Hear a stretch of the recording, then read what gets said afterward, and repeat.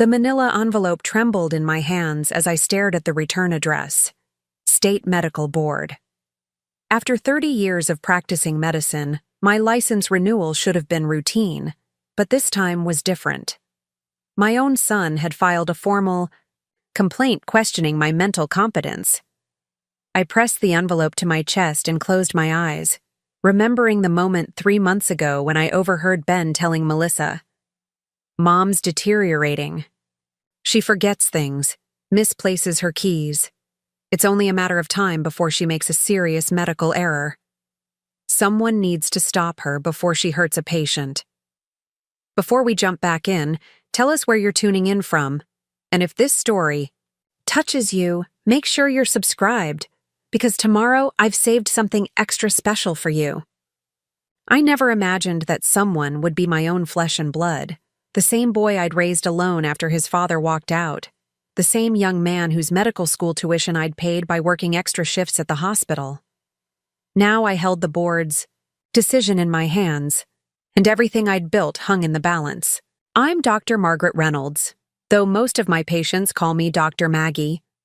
For the past 30 years, I've run Reynolds Family Medicine in the heart of Riverside, a clinic I built from nothing after my husband left when our son Ben was just 7 years old. The clinic sits on Maple Street, wedged between a bakery and a bookstore, with a modest sign that's faded from years in the sun. Every morning at 6:30, I unlock the front door, brew a pot of coffee in the small kitchenette, and review patient charts before my office manager Susan arrives.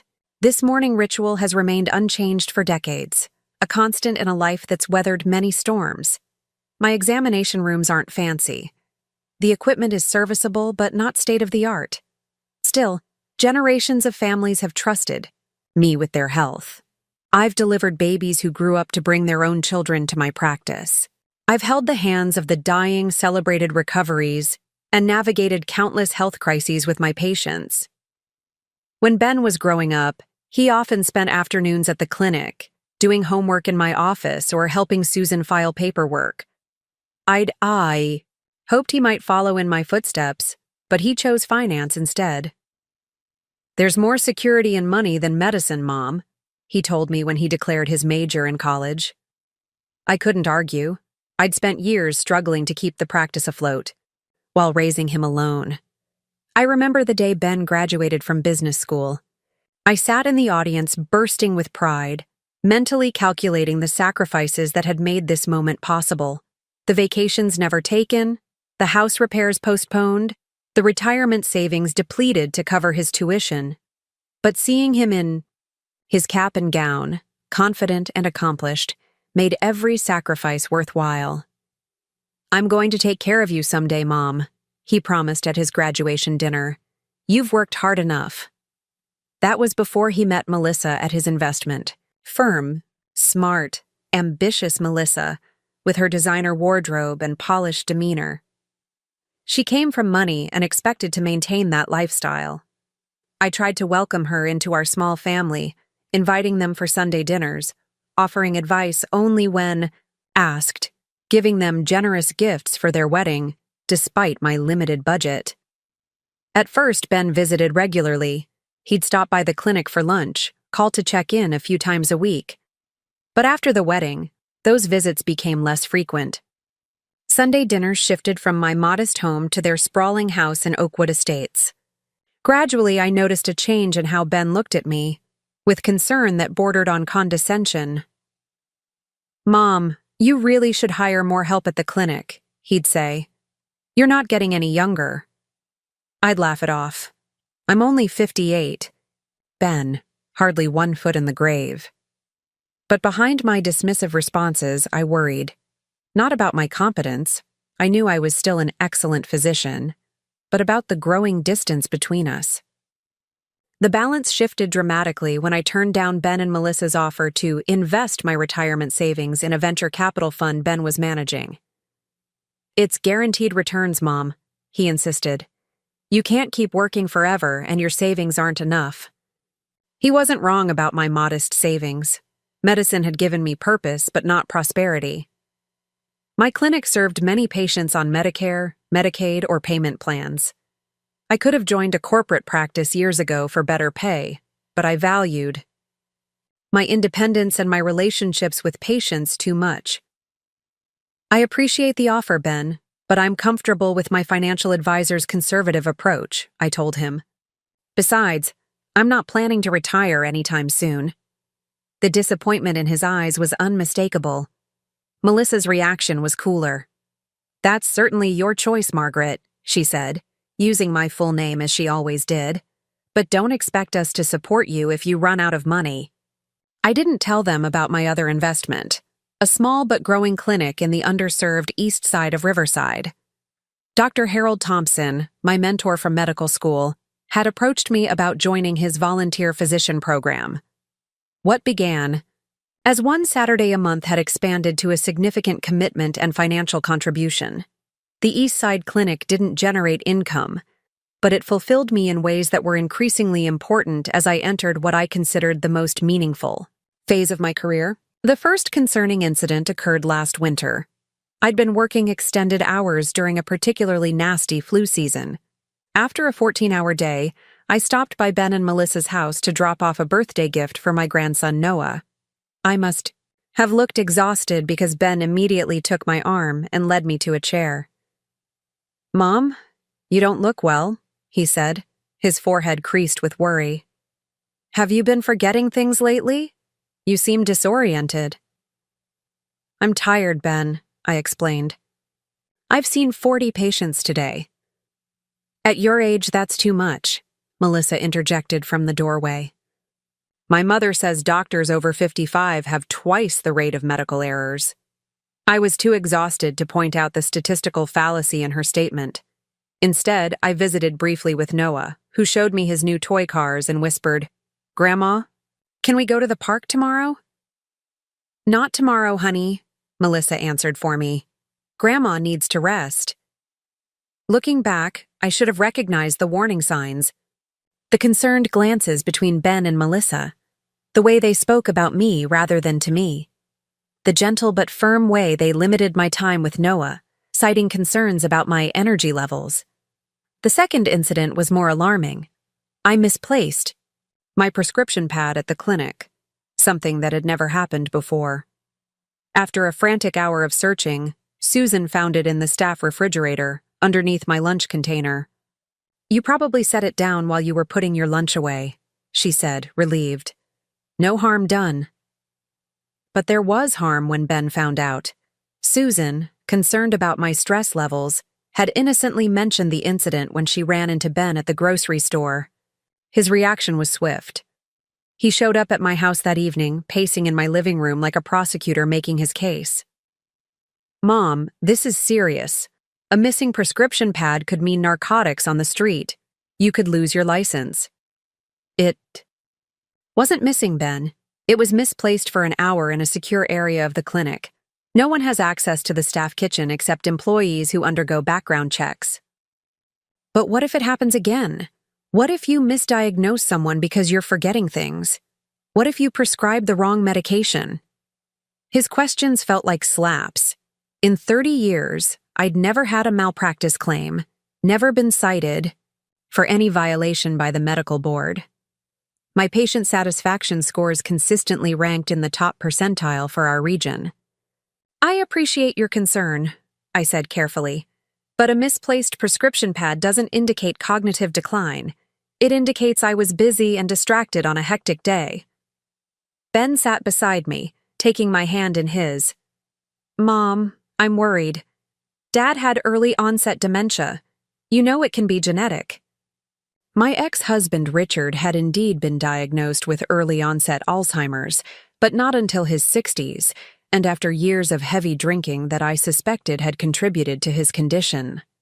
I'd been monitored regularly given the family history, with cognitive assessments that always came back normal. "I had my annual physical last month, including cognitive screening," I assured him. "Everything's normal." "Those screenings can miss early signs," Ben insisted.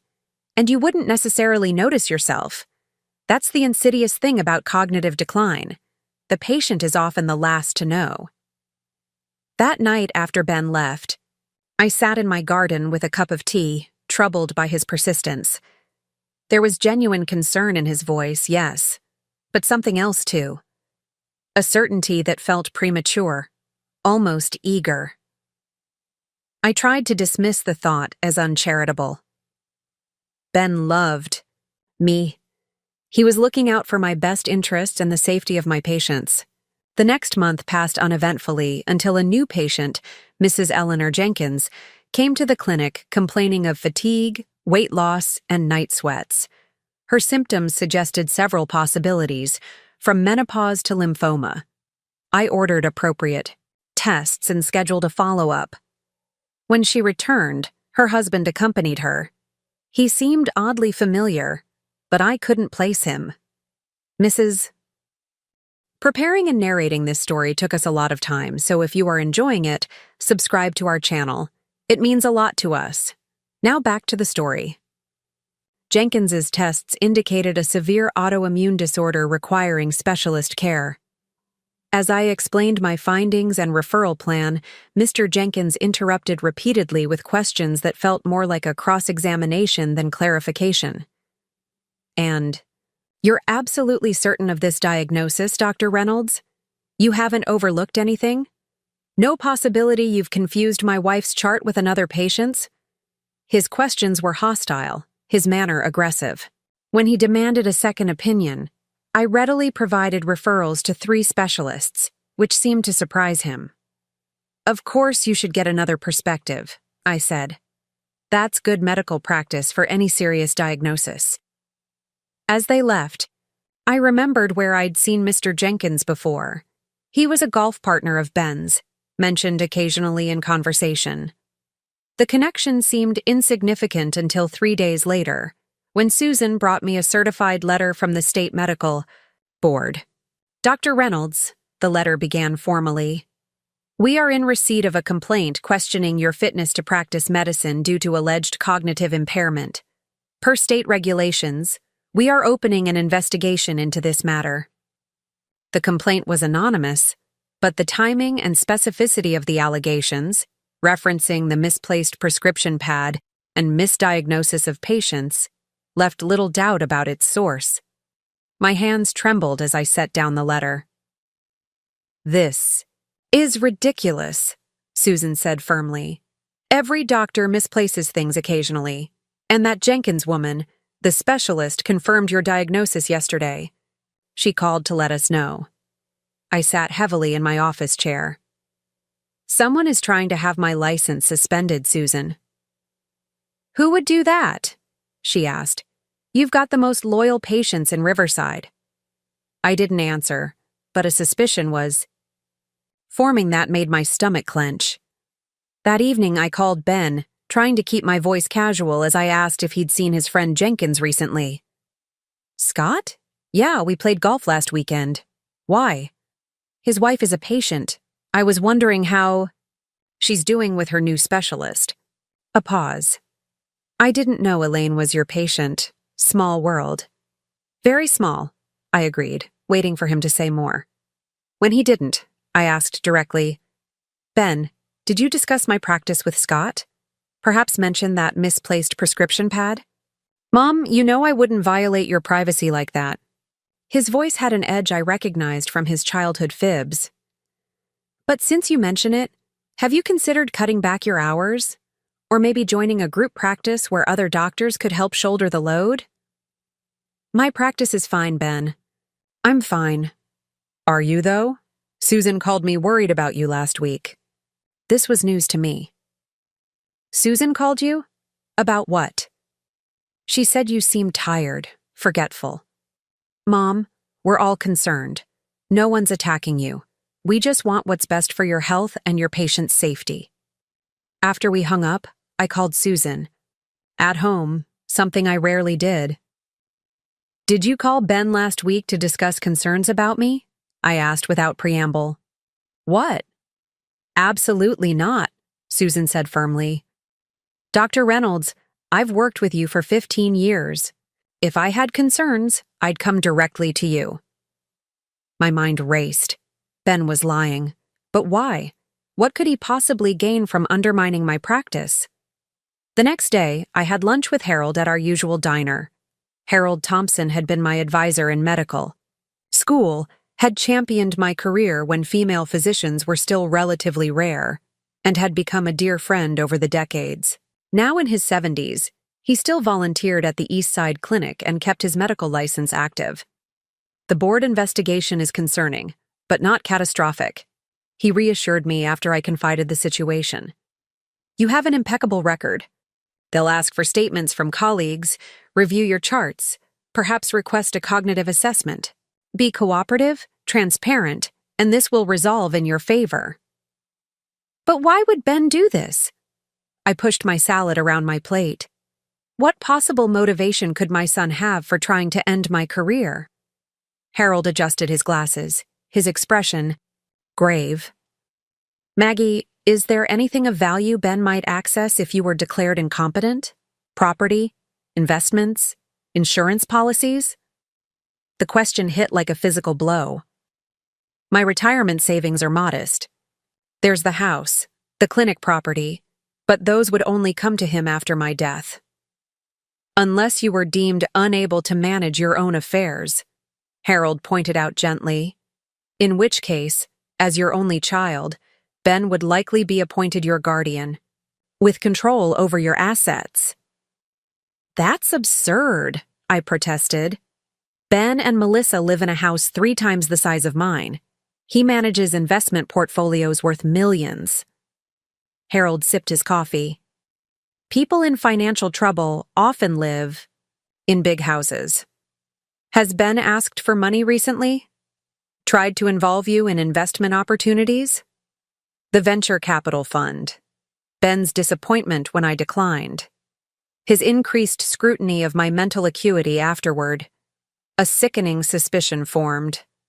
I need to find out if Ben's in financial trouble, I said slowly. But how? He'd never tell me.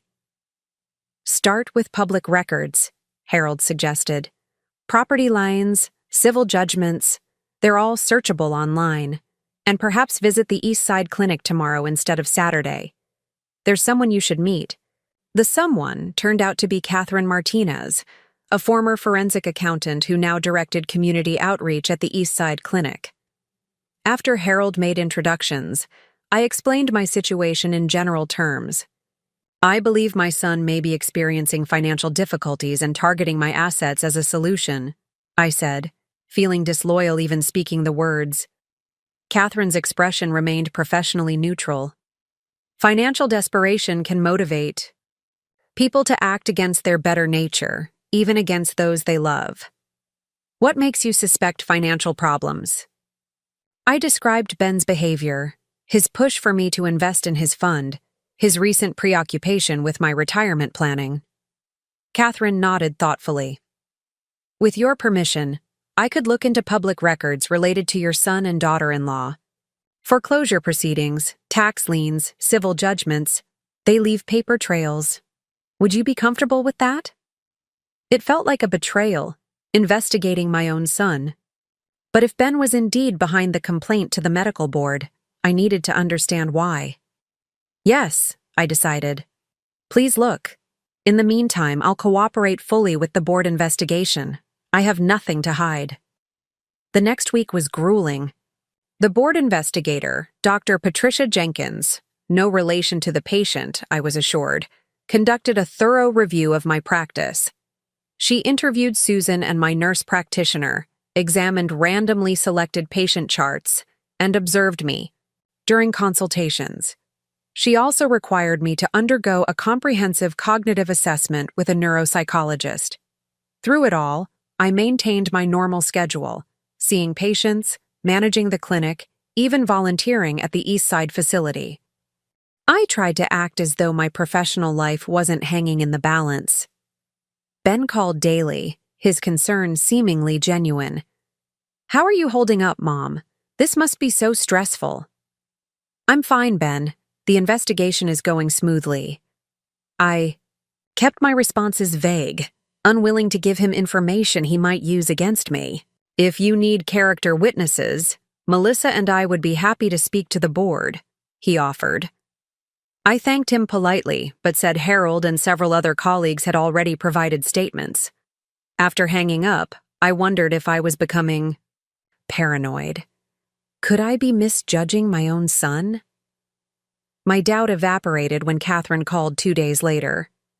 "Dr. Reynolds, I found something you need to see. Can you come to my office today?" The documents Catherine showed me painted a disturbing picture. Ben and Melissa's beautiful home in Oakwood Estates had a second mortgage taken out 6 months ago. There were 3 credit card judgments against Melissa in the past year. Most damning, Ben was named in a civil lawsuit filed by former clients, alleging mismanagement of investment funds. "He's underwater," Catherine said bluntly. "The lawsuit alone could ruin him professionally if it becomes widely known. The plaintiffs are alleging he moved their money into a high-risk venture without proper disclosure, and they lost substantial sums." "How substantial?" I asked, feeling numb. "The filing claims damages of $28 million. The figure was staggering. Ben managed portfolios of that size, but his personal assets nowhere near approached such an amount. If he lost the lawsuit, he'd be ruined.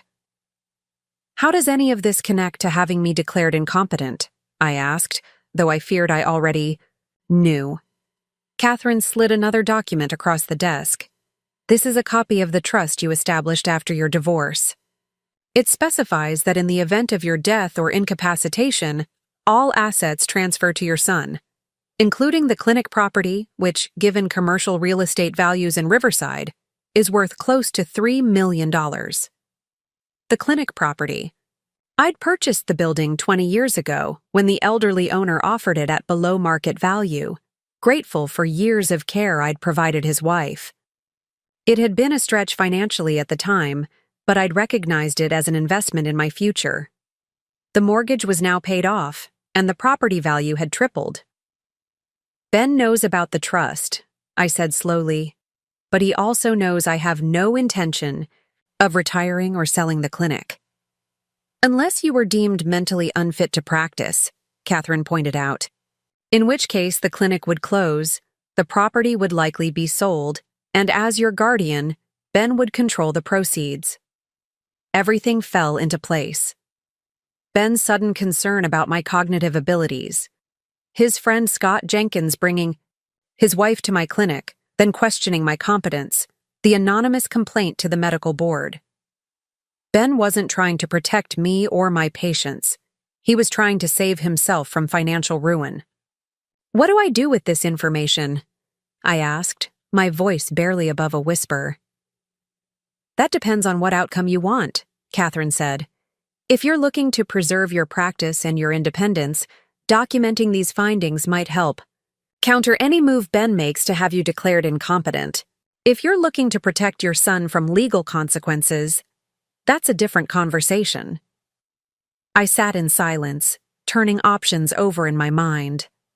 My son had betrayed me in the most fundamental way, attacking my professional competence, my personal dignity, and my autonomy.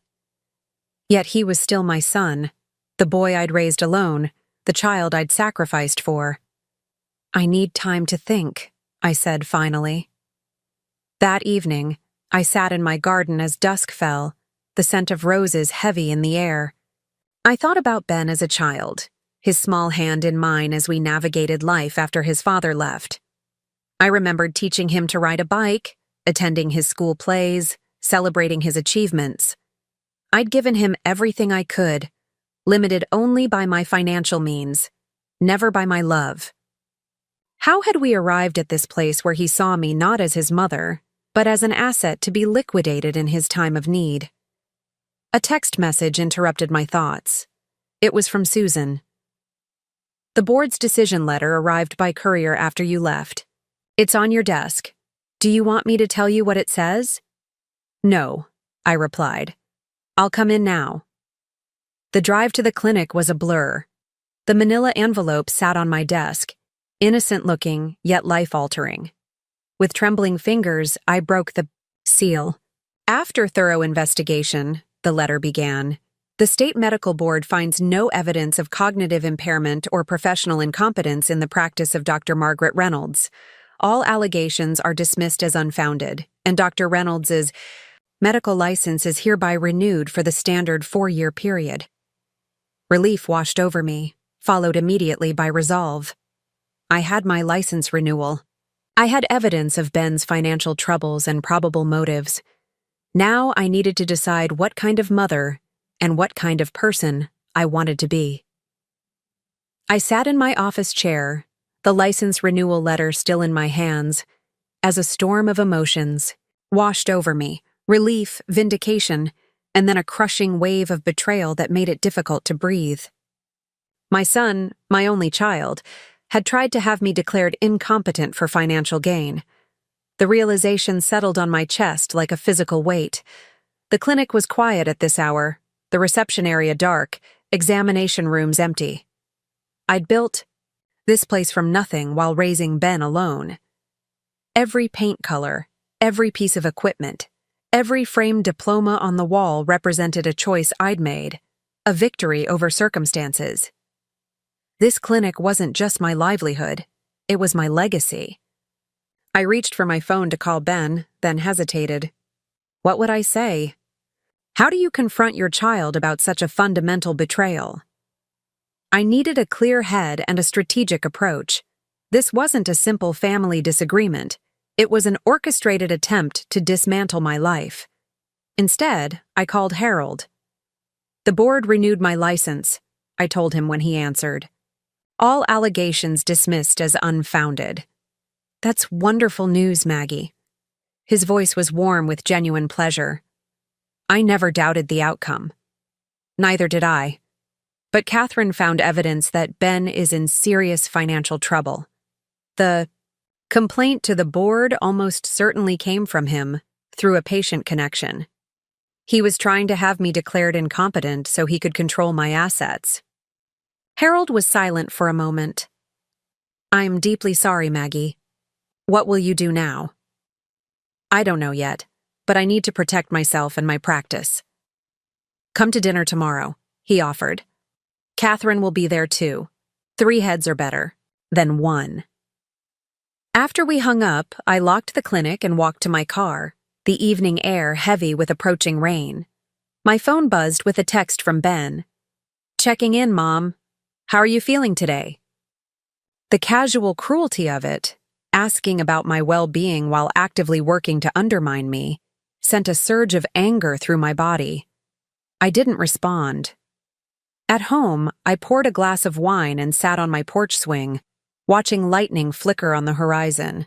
The thunderstorm mirrored the tumult in my mind. All these years, I'd believed Ben's happiness was inextricably tied to my own.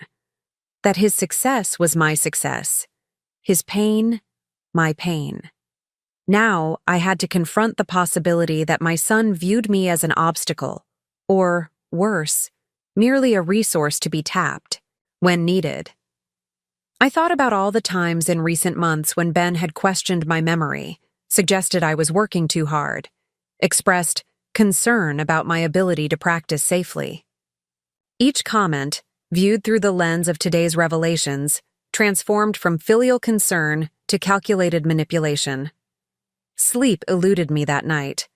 I tossed in bed, replaying conversations and incidents, examining them for clues I should have noticed. By morning, exhaustion had hardened into resolve. I wouldn't confront Ben yet, not until I had protected myself from further attempts to undermine me. My first appointment was with my attorney, Diane Chen, who had helped set up the trust years. I brought the file Catherine had compiled, along with the medical board's decision letter. This is deeply troubling, Diane said after reviewing the documents. From a legal standpoint, you need to revise your estate planning immediately. I want to remove Ben as beneficiary of the trust, I said, the words painful but necessary. Diane's expression was sympathetic but professional. That's certainly your right, but I'd suggest a more nuanced approach. We can modify the trust to include safeguards, perhaps a co-trustee who would prevent hasty liquidation of assets or specific provisions about the continuation of the clinic. What about my medical directive and power of attorney? Ben is named in both. Those should definitely be changed, Diane confirmed. You need someone you trust implicitly to make medical and financial decisions if you become incapacitated. Do you have someone in mind?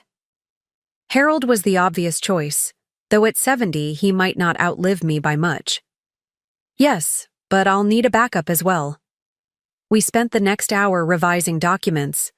By the time I left Diane's office, I had a new medical directive, power of attorney, and trust provisions that would protect the clinic from being sold without significant oversight. The changes wouldn't be official until formally executed and filed, which would take about a week. One more thing, Diane said as I was leaving. Document everything. Every interaction with Ben, any unusual patient encounters, any discrepancies at the clinic. Start keeping a detailed journal. If there's another attempt to question your competence, contemporaneous notes will be invaluable. My next stop was the bank.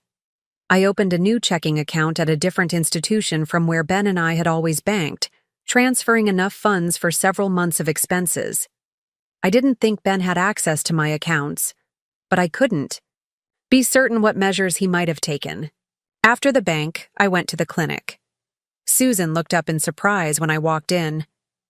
Dr. Reynolds, I thought you were taking the morning off. Change of plans, I said, trying to sound casual. Susan, has Ben ever called you asking about my behavior at work? Or has he ever come to the clinic when I wasn't here? Susan's hesitation told me everything before she spoke. He calls occasionally to check on you. And he did stop by one afternoon when you were at the Eastside Clinic. He said he was dropping off some papers for you to sign, but you hadn't mentioned anything. She looked troubled. Should I not have let him into your office? It's not your fault, Susan. But going forward, Ben doesn't come into my office without me present, and he doesn't get information about my schedule or my patients. If he asks, tell him to speak to me directly. Susan's eyes widened. Is everything okay, Dr. Reynolds? I considered how much to share with my office manager of 15 years, who knew more about the daily operations of the clinic than anyone except me. Not really, I admitted. Ben filed the complaint with the medical board. He's trying to have me declared incompetent so he can control my assets. Susan's face flushed with anger. That little... She stopped herself. Sorry, Dr. Reynolds. But how could he do that to you after everything you've done for him? He's in financial trouble, and he sees the clinic property as his salvation. I sighed. I need your help, Susan. I need you to be extra vigilant about clinic operations, patient records, prescription pads, anything that could be used to suggest impropriety or incompetence. Of course, she agreed immediately. Should we install security cameras? We've talked about it before for general safety.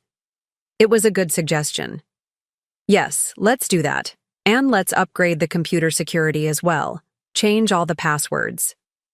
The rest of the day, I saw patients as usual, though each interaction now carried a new weight. Was this patient genuinely seeking care, or were they another plant like Mrs. Jenkins? I hated the suspicion that crept into my normally trusting doctor-patient relationships. By evening, I was emotionally drained, but had taken concrete steps to protect myself. I drove to Harold's house for dinner, the weight of the day sitting heavily on my shoulders. Catherine arrived shortly after I did, bringing a bottle of wine and a folder of additional documents. More bad news? I asked wearily as she set the folder on Harold's dining table. Not news exactly. More context. Catherine opened the folder to reveal printouts of social media posts and news articles. Melissa's spending habits are, shall we say, conspicuous. She frequently posts about luxury purchases, vacations, home renovations. The disconnect between their apparent lifestyle and their financial reality is stark. I scanned the posts, photos of Melissa in designer clothes, standing beside a new luxury SUV, lounging by resort pools. Each image was a knife twist, knowing that while she projected affluence, my son was desperate enough to try to seize control of my assets. How could I have raised someone capable of this? I asked, pushing the folder away. Where did I go wrong? Harold placed a comforting hand on my shoulder. You didn't go wrong, Maggie. You raised a good boy who became a man who made bad choices. The financial pressure he's under, the lifestyle expectations, they can warp judgment. Harold's right, Catherine added. I've seen similar situations in my forensic work. Financial desperation can make otherwise decent people rationalize terrible actions, especially when they're trying to maintain appearances. So what now? I asked, accepting the glass of wine Harold offered. I've changed my legal documents, secured my finances, and implemented new security at the clinic, but I still don't know how to confront Ben. We discussed options over dinner. Catherine favored a direct approach, presenting Ben with the evidence and clear consequences. Harold suggested involving a family therapist to mediate the confrontation. Both had merit, but neither felt right to me. I need to understand more first, I said finally. I need to know if Ben truly believes I'm in cognitive decline, or if he's just using that as a convenient excuse. And I need to know if he's capable of recognizing the gravity of what he's done. How will you determine that? Catherine asked. I'm going to give him one last chance to be honest with me.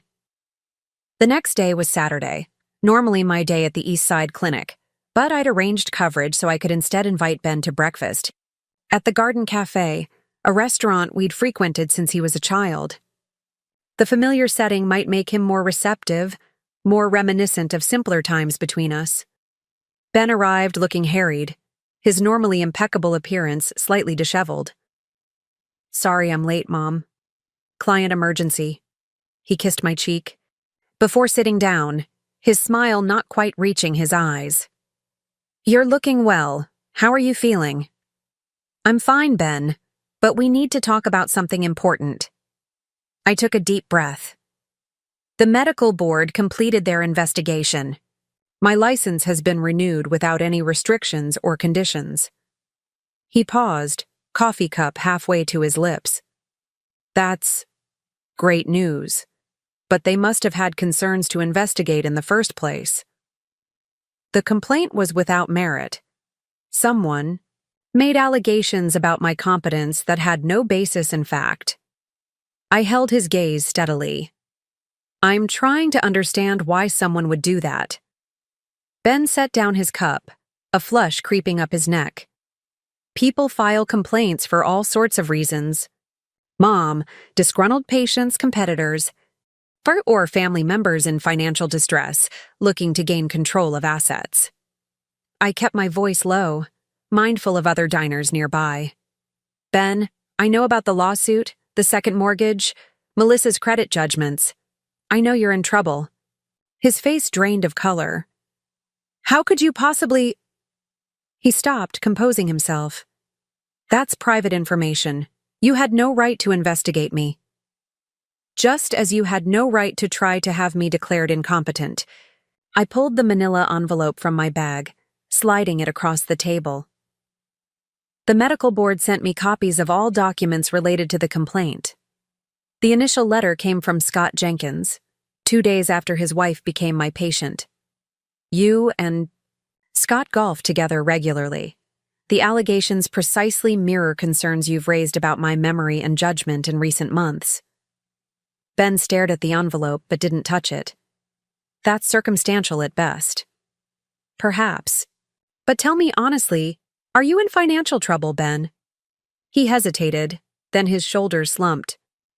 It's bad, Mom, but I never meant for it to go this far. How far did you mean it to go? Did you think having your mother declared mentally unfit was a small thing? My voice cracked despite my efforts to remain calm. You don't understand. I made some investment mistakes, big ones. Clients lost money, a lot of money. They're suing. If I can't settle, I'll lose my license, maybe face criminal charges. He ran a hand through his hair, a gesture so reminiscent of his childhood that my heart ached despite my anger. I just needed access to capital. The clinic property is worth millions, and you're not getting any younger. You could retire comfortably on that money. So you decided to force my retirement by having my medical license revoked. Not revoked, just... I thought a competency review might lead to a conversation about scaling back, transitioning to retirement. He couldn't meet my eyes. I didn't think they'd put you through a full investigation. You were willing to destroy my professional reputation, my identity, to solve your financial problems. The magnitude of his betrayal still stunned me, instead of coming to me honestly and asking for help. Would you have helped? His tone turned bitter. You've always chosen the clinic over everything else. Over a nicer house, over vacations, over remarrying. Even now, you're spending what little free time you have at that charity clinic on the east side. The clinic wasn't a choice over you, Ben. It was a choice for you. Every sacrifice I made was to give you opportunities, to provide stability after your father left. I felt tears threatening and took a moment to compose myself. But that's not the point. The point is that you betrayed my trust in the most fundamental way. Ben's defensiveness faltered. I was desperate, Mom. I am desperate.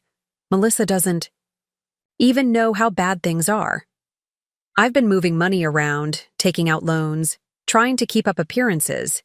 If I can't find a solution, I'll lose everything. My marriage, my career, maybe even face jail time. For a moment, I saw my son as he truly was. Not the confident financial advisor in tailored suits, but a frightened man drowning in consequences of his own making. Despite everything, my maternal instinct to protect him surfaced. Why didn't you just talk to me? I would have helped however I could. You've always been so independent, so strong. You never needed anyone's help. I didn't want to be a burden. He swallowed hard, and I was ashamed. I screwed up, Mom, badly. Shame doesn't justify what you tried to do to me. I know. He stared down at his untouched breakfast. What happens now? It was the question I'd been wrestling with since discovering his betrayal. What does a mother do when her child commits an unforgivable act? What consequences would be appropriate, necessary, healing? I've changed my medical directive and power of attorney, I said. Harold Thompson is now my designated decision-maker, if I become incapacitated. I've also modified my trust to prevent the clinic from being sold without significant oversight. Ben nodded, accepting these changes without protest. And us? What happens to us? That depends on you. On whether you genuinely understand the harm you tried to cause, and whether you're willing to make amends, not just to me, but to yourself. What does that mean? It means complete honesty from this point forward.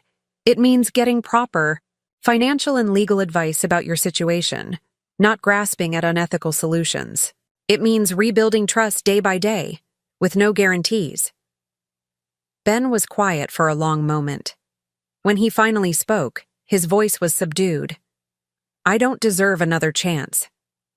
Probably not, I agreed. But you're still my son, and I believe redemption is possible for anyone truly seeking it. Even after what I did? Even after what you tried to do, I corrected. You didn't succeed, Ben.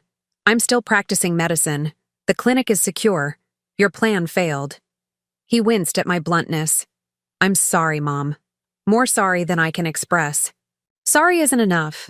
I need to see changed behavior, starting with how you handle your current crisis. I pulled a business card from my wallet and placed it beside his plate. This is Daniel Mercer. He's a financial crimes attorney who specializes in securities cases. Call him on Monday. Tell him everything. He'll give you honest advice about your options. A lawyer will just tell me to prepare for the worst. Maybe the worst is what you need to face to start rebuilding. I gathered my purse, preparing to leave. One more thing, Ben. I want you to come volunteer at the East Side Clinic next Saturday. He looked startled. I'm not a doctor. What would I do there? You'll see what I actually do with my time. You'll meet the people I serve, and maybe you'll understand that value isn't always measured in dollars. I left Ben sitting at the table, staring at the attorney's card. Walking to my car, I felt lighter than I had in days, though the pain remained. I'd given Ben a path to redemption, but whether he would take it remained to be seen. That afternoon, I received a text from him. Made an appointment with Mercer for Monday morning. We'll be at the clinic on Saturday. It wasn't much, but it was a start. The week that followed was surreal in its normalcy. I saw patients, managed the clinic, supervised the installation of new security cameras, and finalized the changes to my legal documents. Ben didn't call or visit, which was probably wise. We both needed time to process what had happened and what might come next. Saturday arrived with a clear sky and mild temperature, perfect for the community health fair the East Side Clinic was hosting. By the time Ben arrived, the parking lot was filled with tables offering blood pressure screenings, diabetes education, nutrition information, and children's dental checks. You're organizing all this? Ben asked, looking around at the bustling activity. Catherine Martinez is the primary organizer. I'm just one of many volunteers. I handed him a volunteer t-shirt. You'll be helping at the registration table. Harold will show you what to do. For the first hour, I watched from a distance as Ben awkwardly greeted people, filled out forms, and directed them to various stations. His designer clothes and polished manner stood out among the predominantly working-class residents of the East Side, but he seemed to be making an effort to connect. During a brief lull, I approached him. How's it going? It's eye-opening, he admitted. I had no idea there was such a need for basic medical services in Riverside. Most people don't. That's why we're here. I nodded toward an elderly woman making her way slowly toward the registration table. Mrs. Delgado needs her blood pressure checked. Would you escort her to that table over there? Ben offered his arm to the elderly woman, who smiled up at him as they walked slowly across the lot. I turned away to help a young mother with 3 children. But periodically I glimpsed Ben becoming more engaged, more present with the community. Members he was assisting. By mid-afternoon, the formal health fair activities were winding down, but a line still formed at the clinic door for walk-in consultations. I was examining a child with an ear infection when Susan texted me. Dr. Jenkins, from the medical board, is here asking to speak with you.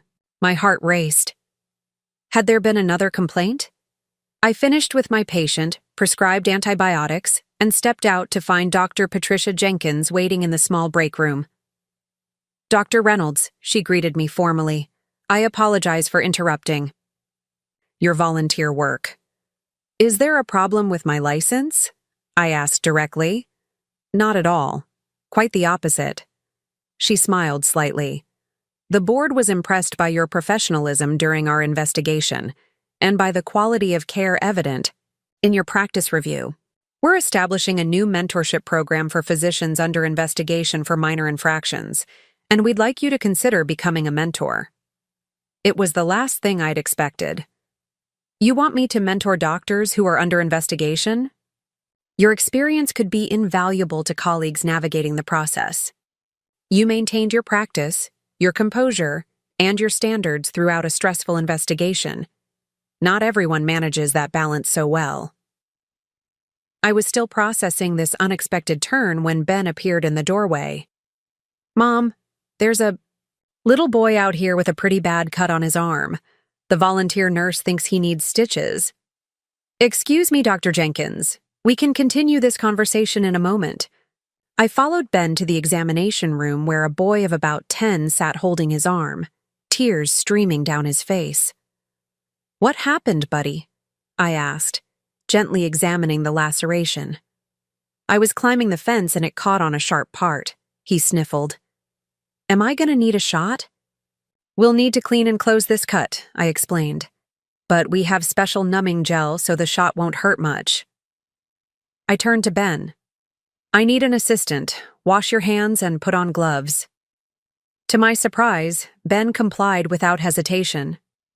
For the next 20 minutes, he handed me instruments, helped keep the boy distracted with silly jokes, and even held the wound closed while I sutured.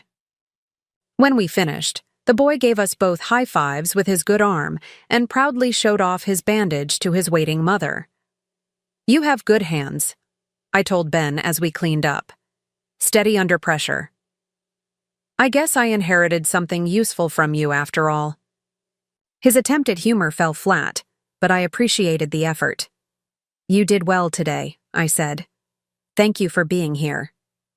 Ben looked around the modest clinic with its outdated equipment and worn furniture. "I understand better now why you won't sell this place. It's not just about the property or the practice, it's about the people." "It always has been." Dr. Jenkins was still waiting when we finished, and I introduced her to Ben. "Your mother is an exceptional physician," she told him. The medical board was thoroughly impressed with her practice and her professionalism. Ben had the grace to look ashamed. Yes, she is exceptional, in every way.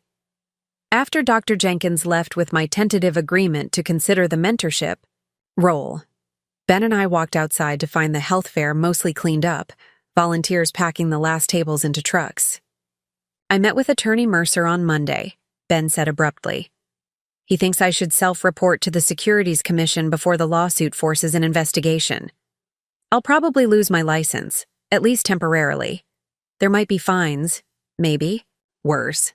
That sounds like honest advice." "It's terrifying advice." He shoved his hands in his pockets.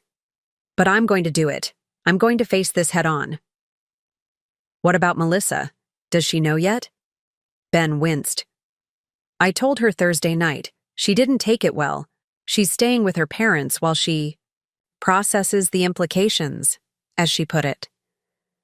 "I'm sorry, Ben. That must be painful." "Not as painful as knowing I betrayed my mother, the one person who's always been there for me." He looked directly at me, his eyes red-rimmed. "I keep thinking about what I almost did to you, how close I came to destroying your life to save mine. I don't know how to live with that knowledge." "One day at a time," I said. "That's how we live with our worst mistakes. We acknowledge them, make amends where possible, and try to be better going forward." "Will you ever trust me again?" It was the question that had haunted me all week. "I don't know," I answered honestly. "Trust isn't rebuilt overnight. But I'm willing to give you the opportunity to try." We stood in silence for a moment, the late afternoon sun casting long shadows across the parking lot. Around us, the East Side neighborhood continued its Saturday rhythms. Children playing in nearby yards, older residents sitting on porches, the occasional car passing with music drifting from open windows. It struck me how rarely Ben had visited this part of Riverside, how separate our worlds had become despite our connection. "Why did you become a doctor, Mom?" Ben asked suddenly. "You never really told me." The question surprised me. I wanted to help people in a direct, tangible way, and I was good at science, good with my hands. It seemed like the natural path. But why family medicine? You were at the top of your class. You could have chosen a more lucrative specialty. I thought about my early days in medical school, the various rotations through specialties, the moment I knew family medicine was my calling. I wanted relationships with my patients, not just procedures. I wanted to know their stories, their families, to be part of their lives over years. That doesn't happen as much in other specialties. Ben nodded slowly. "I think I understand that better now, after today. Seeing how people look at you, how they trust you, it's something special." It was an acknowledgement that touched me deeply. For years, I'd sensed Ben's tacit disapproval of my modest practice, my decision to serve a community that included many low-income patients. He'd never understood why I didn't upgrade to a more prestigious setting, why I drove a 10-year-old car when specialists his friends' parents made twice what I did. "Thank you for saying that," I said softly. We walked toward our cars, the conversation shifting to practical matters, when he would meet with the Securities Commission, what legal consequences he might face, how he would rebuild his life if his license was suspended. One thing at a time, I advised. Focus on being honest now. The rest will follow. As we reached my car, Ben hesitated, then asked quietly, "Will you come to dinner tomorrow?" "Not at the house. Melissa's taken most of the furniture anyway. Just somewhere simple. I'd like to talk more, if you're willing." It was a small request, a tentative step toward whatever our relationship might become. "Yes," I agreed. "I'd like that." Driving home, I reflected on the day's unexpected developments: the medical board's request, Ben's participation at the clinic, his decision to self-report his financial misconduct. None of these changed the fact of his betrayal, but they suggested possibilities I hadn't considered when I first discovered what he'd done. The next morning, I woke early and walked in my garden, the dew-damp grass soaking my slippers. The roses needed pruning, the vegetable beds weeding. I'd neglected them in the chaos of recent weeks, kneeling in the soil, pulling weeds and deadheading flowers. I felt a familiar peace settle over me. Gardens were forgiving, resilient. With proper care, even the most neglected plants could revive. Could the same be true of a damaged relationship between mother and son? The Sunday dinner with Ben took place at a small Italian restaurant downtown, a neutral territory where we had occasionally celebrated milestones in the past. I arrived early, selecting a corner booth for privacy. The restaurant was quiet, with only a few other tables occupied, soft music playing in the background. When Ben walked in, I was struck by how different he looked from the successful financial advisor who had lectured me about retirement just weeks earlier. His shoulders were slumped, the confidence drained from his posture. Dark circles shadowed his eyes. "Thanks for coming, Mom," he said, sliding into the booth across from me. "I wasn't sure you would." "I said I would." I kept my tone even, my face composed. Years of delivering difficult diagnoses had taught me to control my expressions. The server came for our drink orders. Ben hesitated, then asked for water. "I'm avoiding alcohol right now, trying to keep a clear head through all this." It was a small thing, but it registered as a positive sign. A man drowning in problems often reaches for substances that numb the pain. Ben was choosing clarity instead. I spoke with Mercer again. "This morning," he said after the server left. "The self-reporting process to the Securities Commission starts tomorrow. He thinks there's a chance, a small one, that I could keep a restricted license if I make full restitution." "And can you? Make full restitution?" Ben stared down at the table. "Not without selling everything. The house, the cars, cashing out what's left of my 401k. Even then, it might not be enough." "What about Melissa? Is she willing to make those sacrifices with you?" His bitter laugh told me everything. "Melissa made it clear she didn't sign up for this. Her father's a partner at Westbrook Financial. She thought she was marrying into security, not scandal." I wasn't surprised. I'd never quite warmed to my daughter-in-law, though I'd tried for Ben's sake. There had always been something calculating in her manner, a sense that her affection was conditional upon Ben maintaining a certain lifestyle. "I'm sorry, Ben. Divorce on top of everything else would be a heavy burden." It's hard to tell which would be worse, staying in a marriage that's become transactional or facing all this alone. He looked up at me, his eyes weary. "I'm sorry to dump this on you after everything I've done. I just don't have anyone else to talk to right now." The server returned with our drinks and took our dinner orders. I waited until she left before responding. "I'm still your mother, Ben. That hasn't changed, despite recent events." "But everything else has, hasn't it?" He fidgeted with his napkin. "I've been thinking about what you said, about understanding why the clinic matters so much to you. I never really got it before yesterday. I saw the clinic as just a building, an asset that was sitting there while you worked yourself to exhaustion.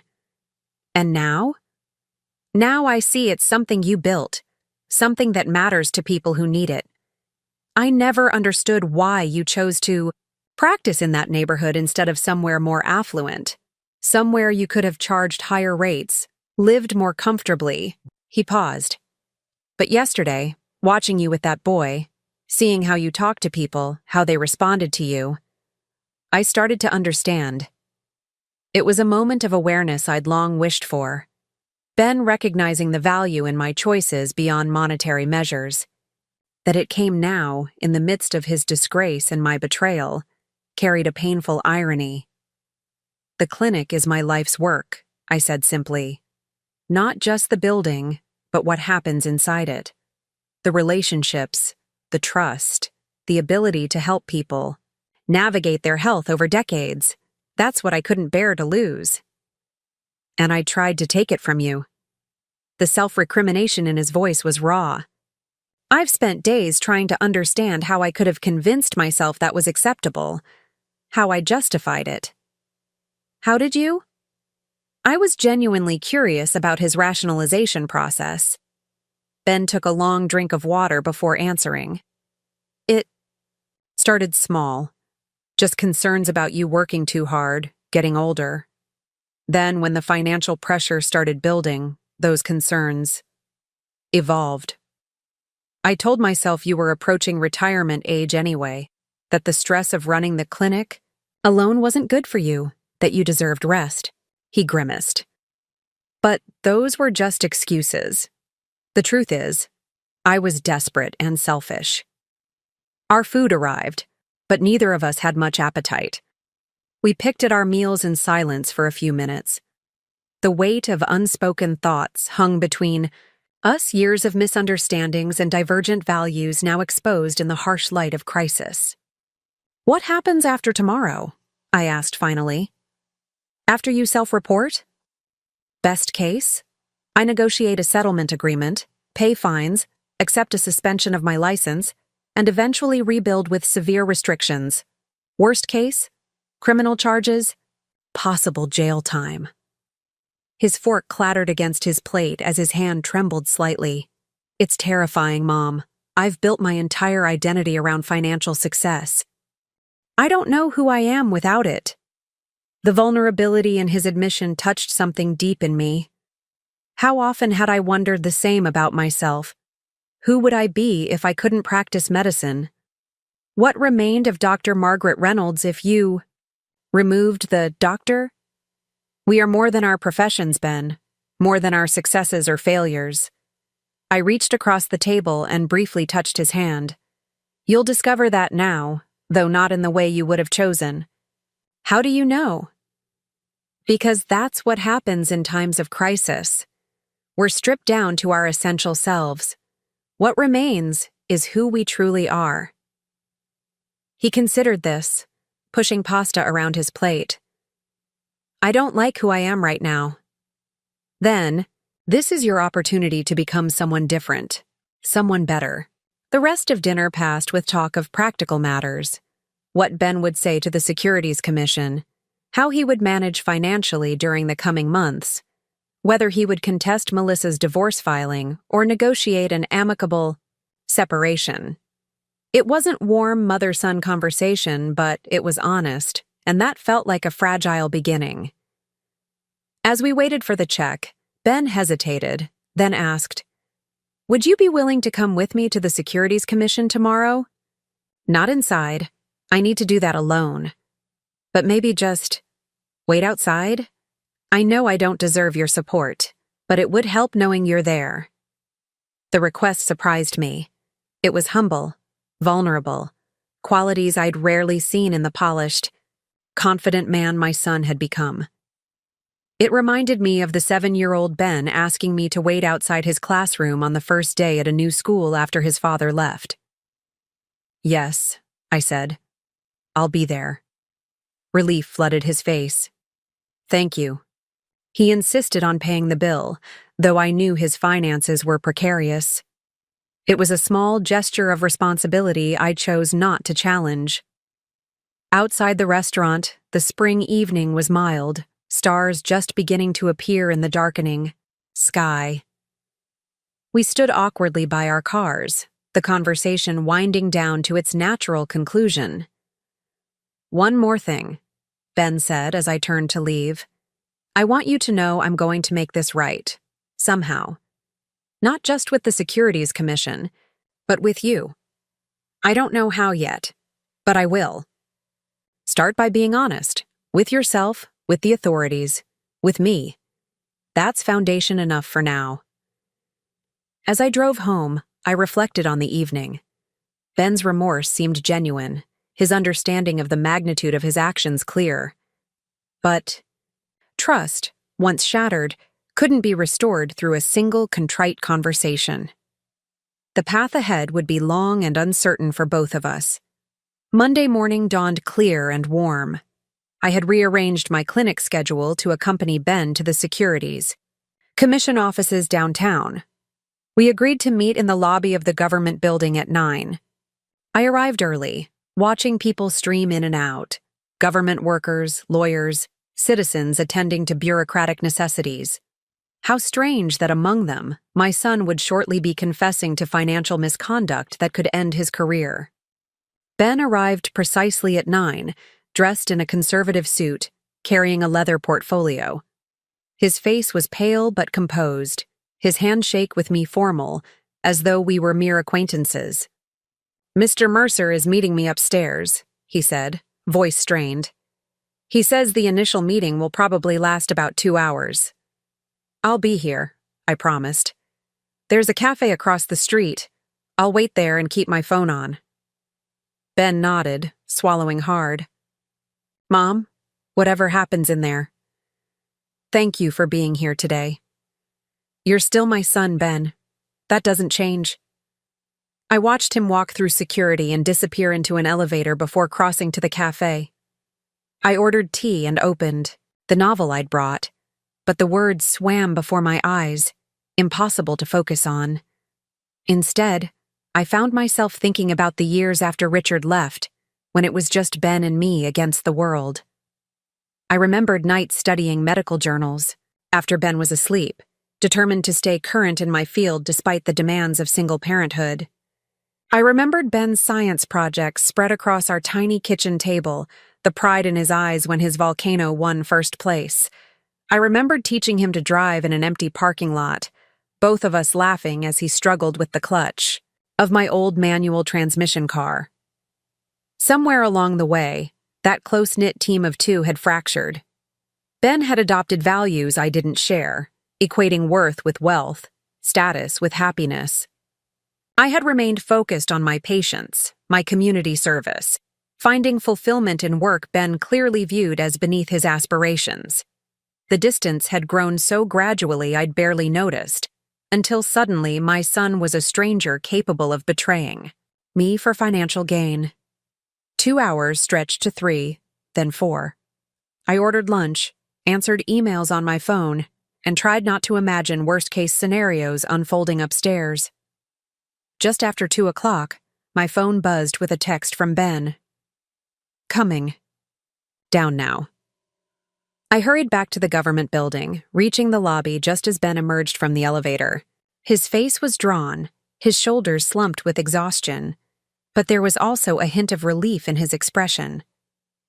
"How did it go?" I asked when he reached me. "About as well as could be expected.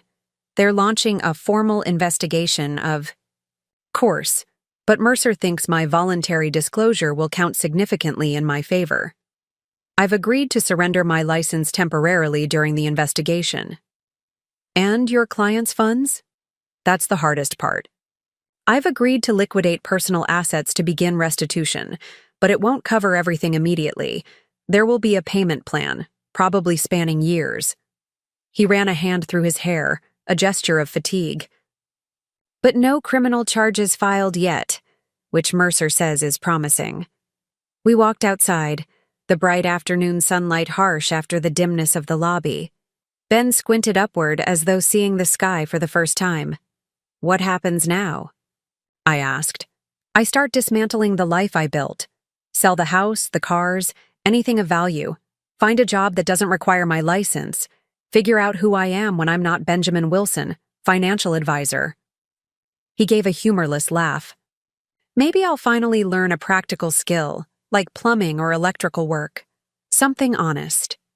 The self-pity in his tone grated, but I recognized it as part of the process. Ben was grieving the loss of his identity, his status, his marriage.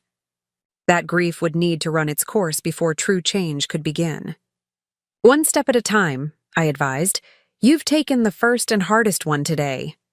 I doubt that, he said grimly. The hardest is yet to come, when friends and colleagues find out, when my clients learn what happened to their money. He checked his watch. I should go. I need to clear out my office by 5. The firm doesn't want me there when staff arrives tomorrow. Do you want help? He looked surprised by the offer. You'd do that? After everything? Yes. And so that afternoon, I found myself in the gleaming offices of Westbrook Financial, helping my son pack his professional life into cardboard boxes. The space spoke of success and affluence, expensive furniture, original artwork, floor-to-ceiling. Windows with views of the river. Ben's corner office was particularly impressive, with awards and credentials displayed prominently on the walls. As we worked, a few colleagues stopped by, conversations awkward and brief. Most avoided the office entirely, though I noticed curious glances through the glass walls. News traveled fast in professional circles. Everyone likely knew something was happening, even if details remained confidential. Vultures are already circling, Ben muttered as a particularly ambitious-looking young man peered in for the 3rd time. Parker's probably already calculating how to absorb my client list. Focus on what you're doing, not on what others think, I advised, carefully wrapping a Crystal Award in newspaper. Their opinions can't define you unless you let them. Easy to say when you haven't built your life around others' perceptions. He sighed, staring at the wall of credentials he was now taking down. I wanted to make you proud, to show you I could be successful, important, more than the child of a small-town doctor. The admission caught me off guard. Ben, I've always been proud of you. From your first steps to your college graduation. Your career choice never changed that. But you never understood it either. You never valued what I did the way you valued your own work. There was truth in his accusation. I'd respected Ben's intelligence and work ethic, but I'd never fully appreciated his field. In my mind, finance had always seemed abstract, disconnected, from the tangible human needs I addressed daily. Perhaps I didn't, I acknowledged, but that was my limitation, not a judgment of your worth. We finished packing in silence, each lost in private thoughts. The office that had once displayed Ben's success now stood empty, bare walls and vacant desk, a stark visual representation of his fall. As we carried the last boxes to his car, Ben said, I listed the house today. The realtor thinks it will sell quickly, even at a slight discount for a fast closing. Melissa's already moved most of her things out. Where will you go? He shrugged. I found a month-to-month rental, a small apartment near downtown. It's nothing special, but it's all I can afford right now. I hesitated, then offered. You could stay with me if you need to. The guest room is always available. Ben looked at me, surprise evident. You'd let me stay in your home? Even now? You're still my son, I said simply, and everyone deserves a chance to rebuild. He shook his head. I appreciate the offer, but I think I need to do this on my own. Hit bottom, face consequences, all that therapeutic jargon. He managed a weak smile. Besides, we probably need some space from each other while we figure out whatever comes next. He was right, though part of me, the mother who had bandaged skinned knees and soothed childhood nightmares, wanted to shelter him from the storm he'd created. But Ben wasn't a child anymore, and these weren't skinned knees. His healing would require independence, not protection. The offer stands. If things change, I said. Now, do you have groceries at this new apartment? Mom, I'm 34, not 14. I can handle grocery shopping. Humor me. It's what mothers do when we don't know what else to do. So we stopped at a supermarket on the way to his new apartment, filling a cart with basics. It was a strangely normal activity amidst the chaos of the day, selecting produce, debating bread brands, adding a few comfort foods to the otherwise practical list. For a brief time, we were just mother and son doing ordinary things. The weight of betrayal and disgrace temporarily set aside. The apartment was indeed small and sparsely furnished, a far cry from the luxurious home he'd shared with Melissa. It occupied the second floor of an older house with sloped ceilings and creaky wooden floors. Ben set down the grocery bags on a chipped laminate counter and looked around with a grimace. "It's temporary," he said, as though reassuring himself. "Just until I get back on my feet." I nodded, helping him unpack groceries into the dated cabinets. "It's clean and safe. That's what matters right now." "I suppose so." He leaned against the counter, fatigue evident in every line of his body. "It's strange. 24 hours ago, I was terrified of facing the Securities Commission, of admitting what I'd done. Now that it's over, I just feel empty. That's normal after any major ordeal. The adrenaline fades and leaves exhaustion behind. Does it get better? This feeling like I've ruined everything beyond repair?" I thought carefully before answering. "Yes, but not quickly, and not in a straight line. There will be days when moving forward seems impossible and days when hope returns. The key is to keep going, one foot in front of the other, even on the worst days." Ben nodded slowly. "Thank you for today, for waiting, for helping with the office, for—" He gestured at the groceries. "This. All of it. That's what family does, Ben, even when things are complicated." I left shortly after, driving home through the quiet streets of early evening. Exhaustion settled over me as the day's tension ebbed.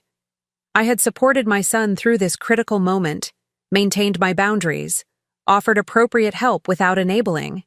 It felt like navigating a treacherous mountain path. One misstep could send us tumbling backward, but the correct route remained unclear.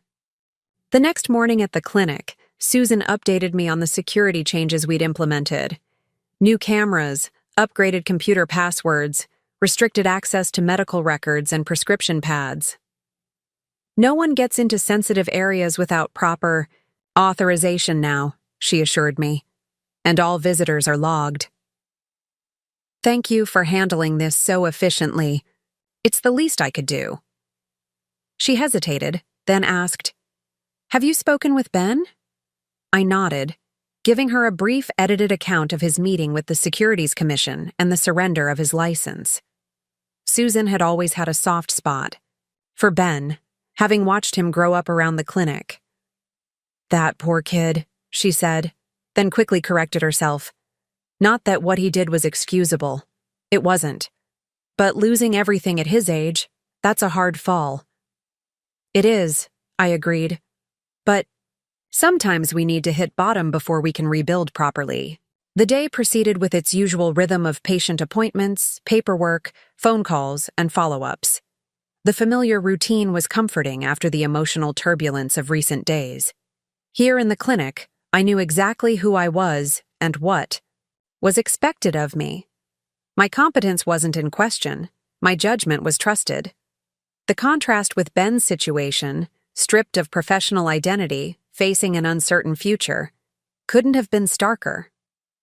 Late that afternoon, as I was finishing, "Patient notes, Dr. Patricia Jenkins called.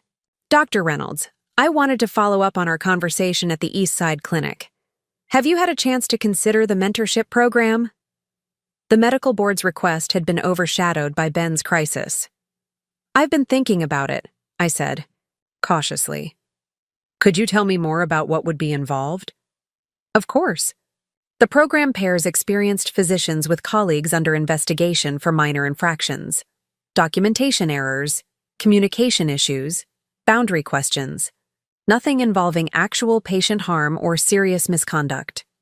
She paused. Many good doctors find themselves before the board for fixable problems, often stemming from burnout or personal stress. A mentor who's navigated the process successfully can make a significant difference in outcomes. The concept appealed to me. Throughout my career, I'd informally mentored younger physicians, enjoying the opportunity to share hard-won wisdom and perspective. This would be more structured, with specific objectives, but the core idea was similar. I'd like to participate, I decided. When would it start? We're launching the program next month. There would be a brief training session, then matching with your first mentee. The time commitment is flexible, generally a few hours a month, primarily via phone or video conference. That sounds manageable with my schedule. Excellent. I'll email the details. Dr. Jenkins hesitated, then added, "If I may speak personally for a moment, Dr. Reynolds, your grace under pressure during the investigation was remarkable. That quality is exactly what struggling physicians need in a mentor." After the call ended, I sat in my office, turning over Dr. Jenkins's words. Grace under pressure. Had I really shown that? The investigation had been among the most stressful experiences of my professional life, threatening everything I'd built. Yet I'd continued seeing patients, maintained my volunteer work, cooperated fully with the board's requirements. Perhaps there was a certain grace in simply carrying on when the ground beneath you threatens to give way. That evening at home, I was preparing dinner when my phone rang. It was Ben. "Mom, you won't believe what just happened. I got a job." "Already? That's wonderful news." "It's nothing fancy," he clarified quickly. "I'm going to be managing the office at the East Side Clinic. Catherine called this afternoon and offered it to me. Said they needed someone with financial and administrative skills." I was as surprised as Ben. Catherine hadn't mentioned this possibility during our conversations. "Did she say why she thought of you?" "Apparently, Harold suggested it. Said, I showed potential at the health fair." He sounded bewildered. "The salary is about a quarter of what I was making before, but it's something. And better than being unemployed while the investigation continues." "When do you start?" "Next Monday. Catherine's going to train me on their systems." His voice grew hesitant. "You're okay with this, right? Me working at the clinic where you volunteer? I told Catherine I needed to check with you first." The question gave me pause. How would I feel seeing Ben regularly in that setting? Would his presence change my relationship with a place that had become a sanctuary? "I think it's a good opportunity," I said finally. "You'll learn a lot about healthcare administration, and Catherine runs a tight operation. She won't let you coast." "Oh, I got that impression already," Ben said with a nervous laugh. "She made it very clear this wasn't charity, that I'd be expected to earn every dollar. Catherine doesn't believe in handouts, but she does believe in second chances. She's hired several people with complicated backgrounds over the years." "So I'm just the latest charity case," Ben said, a hint of his old bitterness creeping in. "No, you're someone being offered an opportunity to demonstrate your value in a new context. What you make of it is entirely up to you." There was silence on the line as Ben absorbed this. "You're right," he finally said. "And I'm grateful for the chance. This isn't how I pictured my life going, you know? Few of us end up exactly where we expected, Ben. The question is, what we do with where we find ourselves." After hanging up, I finished preparing my solitary dinner, thoughts churning. Ben working at the East Side Clinic presented both opportunities and complications. It could accelerate his understanding of what truly mattered to me, expose him to values different from those he'd absorbed in the financial world. But it also risked entangling our separate journeys at a time when some distance might be healthier.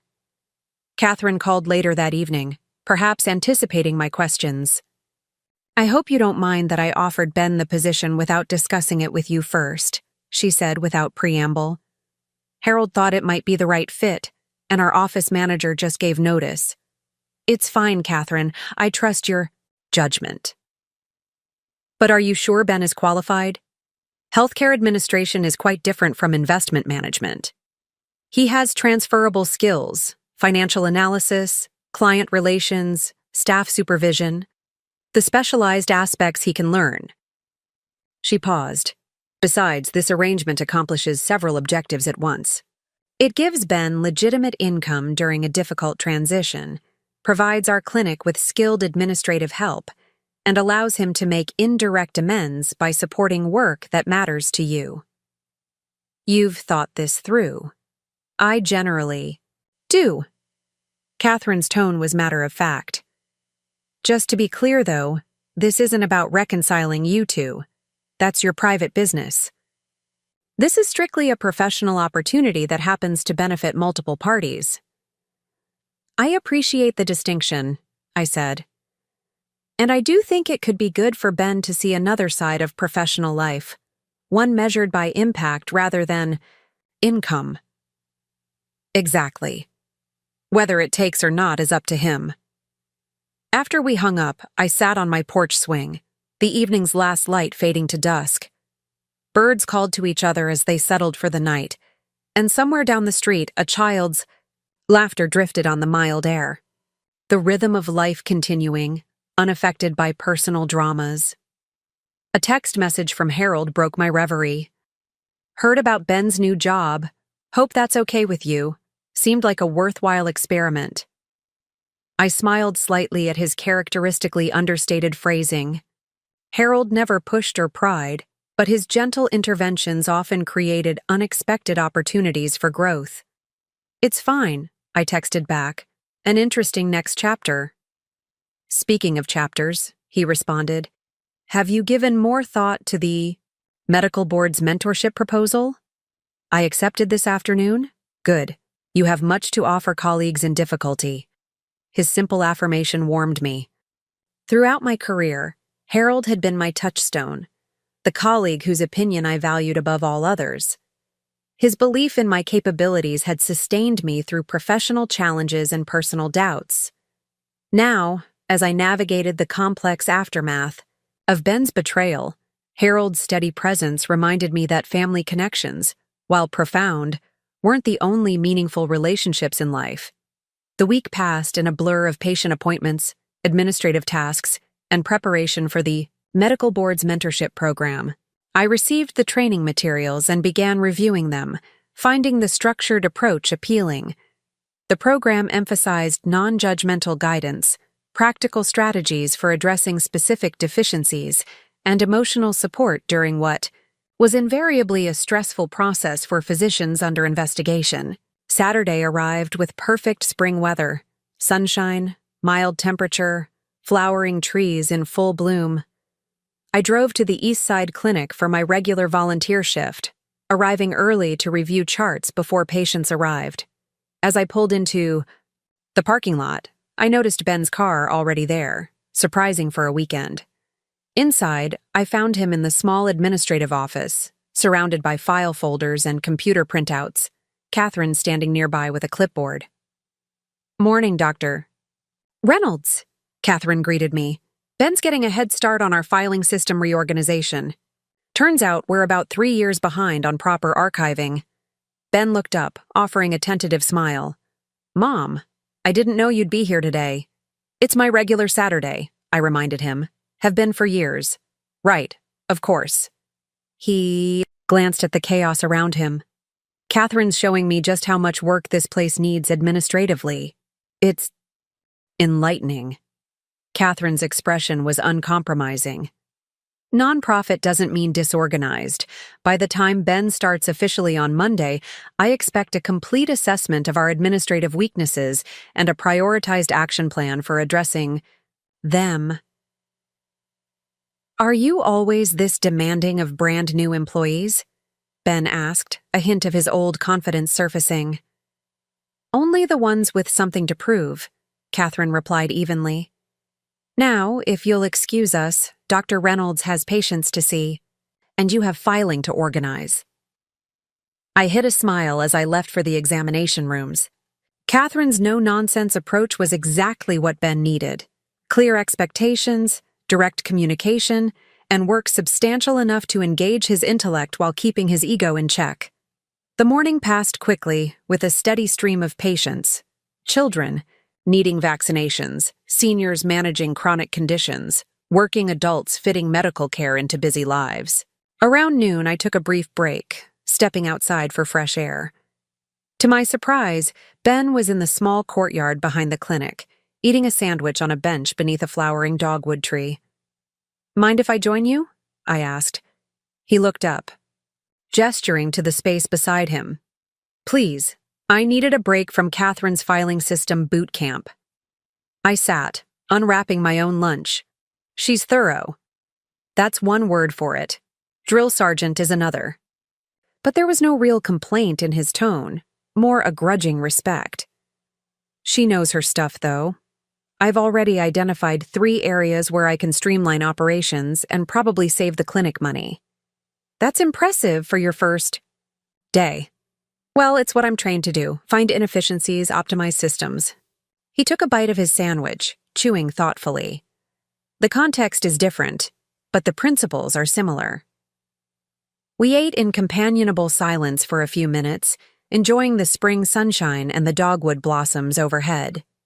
It was the most relaxed interaction we'd had since the betrayal came to light, perhaps because we were both on neutral ground, engaged in meaningful work separate from our personal relationship. "How are you settling into the apartment?" I asked eventually. "It's adequate. The neighbor upstairs seems to practice tap dancing at midnight, but otherwise it's quiet." He crumpled his sandwich wrapper. "The house is in escrow already. Turns out people are eager for bargains in Oakwood Estates. The closing is scheduled for the end of the month." That was fast. I priced it to sell quickly. I need the liquidity for the restitution plan. He stared at his hands. "Melissa's lawyer called yesterday. She's asking for a clean break. No alimony, no ongoing financial entanglements. Just a quick, quiet divorce with minimal asset division, given that most assets are being liquidated anyway." The lack of emotion in his voice was telling. "How do you feel about that?" He considered the question seriously. "Relieved, mostly. Melissa and I. We wanted different things, ultimately. She wanted the lifestyle, the status. I wanted." He trailed off, frowning. "I'm not sure what I wanted anymore." The following weeks established a new rhythm in my life. 3 days a week at my own clinic, Saturdays at the East Side facility, and now Wednesdays dedicated to the medical board's mentorship program. My first assigned mentee was Dr. James Chen, a cardiologist under investigation for documentation deficiencies. He was brilliant with diagnoses but chronically behind on paperwork, a combination that had finally triggered complaints. "I went into medicine to save lives, not to fill out forms," he told me during our first video meeting, frustration evident in his tone. "Now my whole career is threatened because of administrative details. Documentation isn't just bureaucracy," I explained gently. "It's part of patient care. It ensures continuity, prevents errors, and protects both you and your patients." "I know that intellectually," he admitted. "But when I'm seeing 30 patients a day, something has to give." Working with Dr. Chen reminded me of my early career, struggles with work-life balance. I shared strategies I'd developed over decades, dictation techniques, template systems, dedicated documentation time blocks. More importantly, I validated his frustration while nudging him toward acceptance of this less glamorous but essential aspect of medical practice. By our 3rd session, he reported modest progress. "I'm only 2 days behind on charts now instead of 2 weeks, he said with a tentative smile. "And I've hired a scribe for my clinic days, which helps tremendously." "That's significant improvement, Dr. Chen. The board will notice that proactive approach. Please, call me James. His expression grew more serious. I want to thank you for not judging me. When this investigation started, I felt like my entire identity as a physician was being questioned over what seemed like technicalities. His words resonated deeply. Hadn't I felt the same way when my competence was challenged? The difference was that James's infractions were real, if fixable, while the allegations against me had been manufactured. Still, the experience of having one's professional identity threatened created a powerful common ground. Meanwhile, Ben was settling into his role at the East Side Clinic. Catherine reported that he was making meaningful contributions, streamlining operations, and identifying potential grant opportunities the clinic had overlooked. When our volunteer shifts overlapped, I observed him interacting respectfully with staff and patients, his former arrogance notably absent. "He's not who I expected," Catherine admitted one afternoon as we watched Ben patiently explaining insurance forms to an elderly patient. "When you first told me what he'd done, I pictured someone colder, more calculating." "Ben isn't a bad person at heart," I said. "He made terrible choices under pressure, but there's goodness in him. You're remarkably forgiving, considering what he tried to do to you." "Not forgiving exactly, just separating the actions from the person. Ben betrayed me profoundly, but that doesn't erase the 3 decades I've known him, loved him." Catherine nodded thoughtfully. "That's a wise distinction. One many people never manage to make." The sale of Ben's house closed at the end of the month. He used the proceeds to make significant restitution payments to his former clients and settle outstanding debts. His divorce from Melissa was finalized with surprising speed, notable only for its lack of drama or contest. Ben seemed relieved, rather than devastated, confirming my suspicion that their marriage had been built more on mutual aspiration than deeper connection. One evening in early June, Ben called and asked if we could meet for dinner. "There's something I'd like to discuss with you," he said, an uncharacteristic hesitancy in his voice. We agreed to meet at a casual cafe near my home. When I arrived, Ben was already seated, a folder of papers on the table beside him. He looked healthier than he had in weeks, less haggard, more at peace, though still far from the polished financial advisor he'd once been. "Thanks for coming, Mom." He pushed the folder toward me. "I've been working on something I'd like your opinion on." Inside was a business plan for what he called financial wellness services, a consulting firm focused on helping medical practices optimize their financial operations while maintaining patient-centered care. The proposal outlined services ranging from billing system optimization to financial literacy programs for medical staff. "It's still in the concept stage," Ben explained as I reviewed the materials. "But working at the East Side Clinic has shown me how many medical practices struggle with the business aspects of healthcare. Doctors are trained to heal, not to manage finances." I was impressed by the thoroughness of his research and the thoughtfulness of his approach. "This looks promising, Ben. But don't you need your securities license for this type of work?" "That's the beauty of it, I don't. This wouldn't involve managing investments or selling securities. It's purely consulting on financial systems and processes." He leaned forward, enthusiasm brightening his features. "I'd be using my financial knowledge to support healthcare providers, not to move money around for wealthy clients." "When would you start this?" "Not for at least a year. I've made a commitment to Catherine to stay at the clinic, and I'm still bound by the terms of my agreement with the Securities Commission." He took a deep breath. "But I wanted you to be the first to see it, to know that I'm trying to build something meaningful from the wreckage." The sincerity in his voice touched me. This wasn't the Ben who had lectured me about retirement investments or questioned my cognitive abilities. This was someone more reflective, more aligned with values. I recognized. "I think it has real potential," I said honestly, "and it's a natural bridge between your financial expertise and what you're learning about healthcare administration." Relief crossed his face. "That means a lot, coming from you." Have you discussed this with Catherine? Not yet. I wanted your reaction first. You know both worlds, medical practice and dealing with me. His attempt at self-deprecating humor fell a bit flat, but I appreciated the effort. Catherine would have valuable insights. She's managed the Eastside Clinic's finances through some very lean times. Ben nodded, making a note. I'll schedule time with her next week. He hesitated, then asked, How's the mentorship program going? You haven't mentioned it recently. It's been unexpectedly rewarding. My current mentee is making good progress. There's something profound about helping colleagues navigate professional crises. I imagine you're exceptional at it, given your own experience. Ben fidgeted with his water glass. Mom, there's something else I've been wanting to ask you. Yes? Do you think you'll ever fully trust me again? The directness of the question caught me off guard. I considered my answer carefully, knowing Ben deserved honesty. I don't know, I said finally.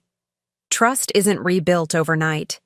It requires consistent actions over time, transparency, accountability. You're showing those qualities now, and I value that. But complete trust? That's a destination, not a decision. He nodded slowly, accepting this answer without protest. That's fair. More than fair, actually. Why do you ask? Why now? Because I'm trying to understand what realistic reconciliation looks like. Not going back to how things were, I know that's impossible. But moving forward in a way that acknowledges what happened without being forever defined by it. It was a thoughtful question, one that reflected genuine introspection. I think that's what we're doing now, Ben. Having honest conversations. Respecting boundaries. Finding new ways to relate to each other as the people we are now, not who we were before. Is that enough? For you, I mean. The vulnerability in his question reminded me of the little boy who used to ask if his artwork was good enough for the refrigerator door. It's enough for now, I assured him. The future will reveal itself as we continue down this path. Our conversation shifted to lighter topics, a challenging case I'd encountered at the clinic, a community garden Ben was helping establish near the Eastside facility. We weren't the mother and son we'd been before his betrayal, but we weren't adversaries either. We were two adults navigating damaged terrain with cautious steps and open eyes. 2 days later, I received a call from Dr. Jenkins at the medical board. Dr. Reynolds, I have some news you might find interesting. We've identified the source of the original complaint against you.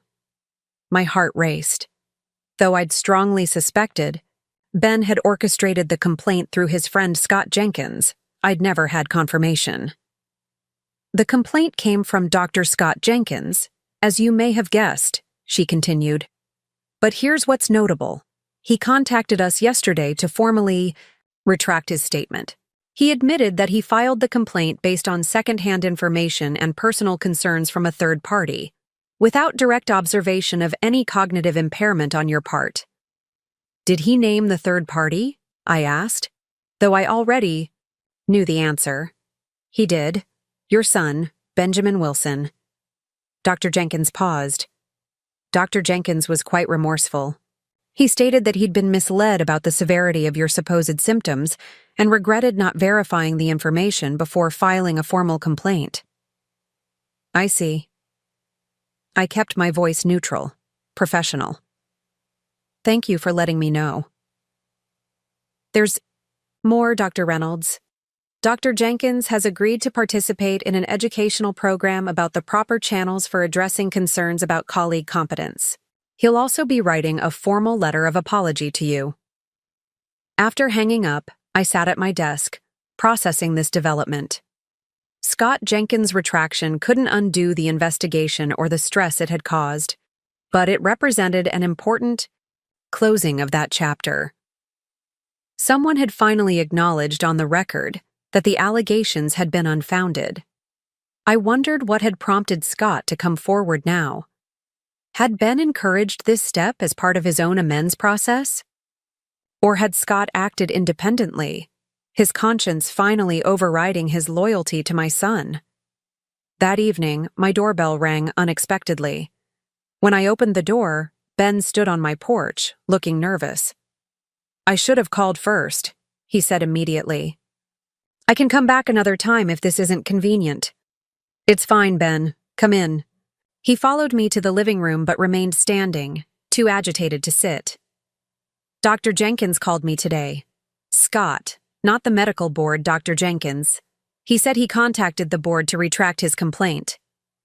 "Yes, I heard." "I didn't ask him to do that." Ben ran a hand through his hair. "I mean, I told him months ago that he'd been wrong about your cognitive state, that I'd been wrong too, but I never suggested he contact the board again." "Why are you telling me this?" "Because I don't want you to think I'm trying to manipulate the situation, to force forgiveness or redemption on some artificial timeline."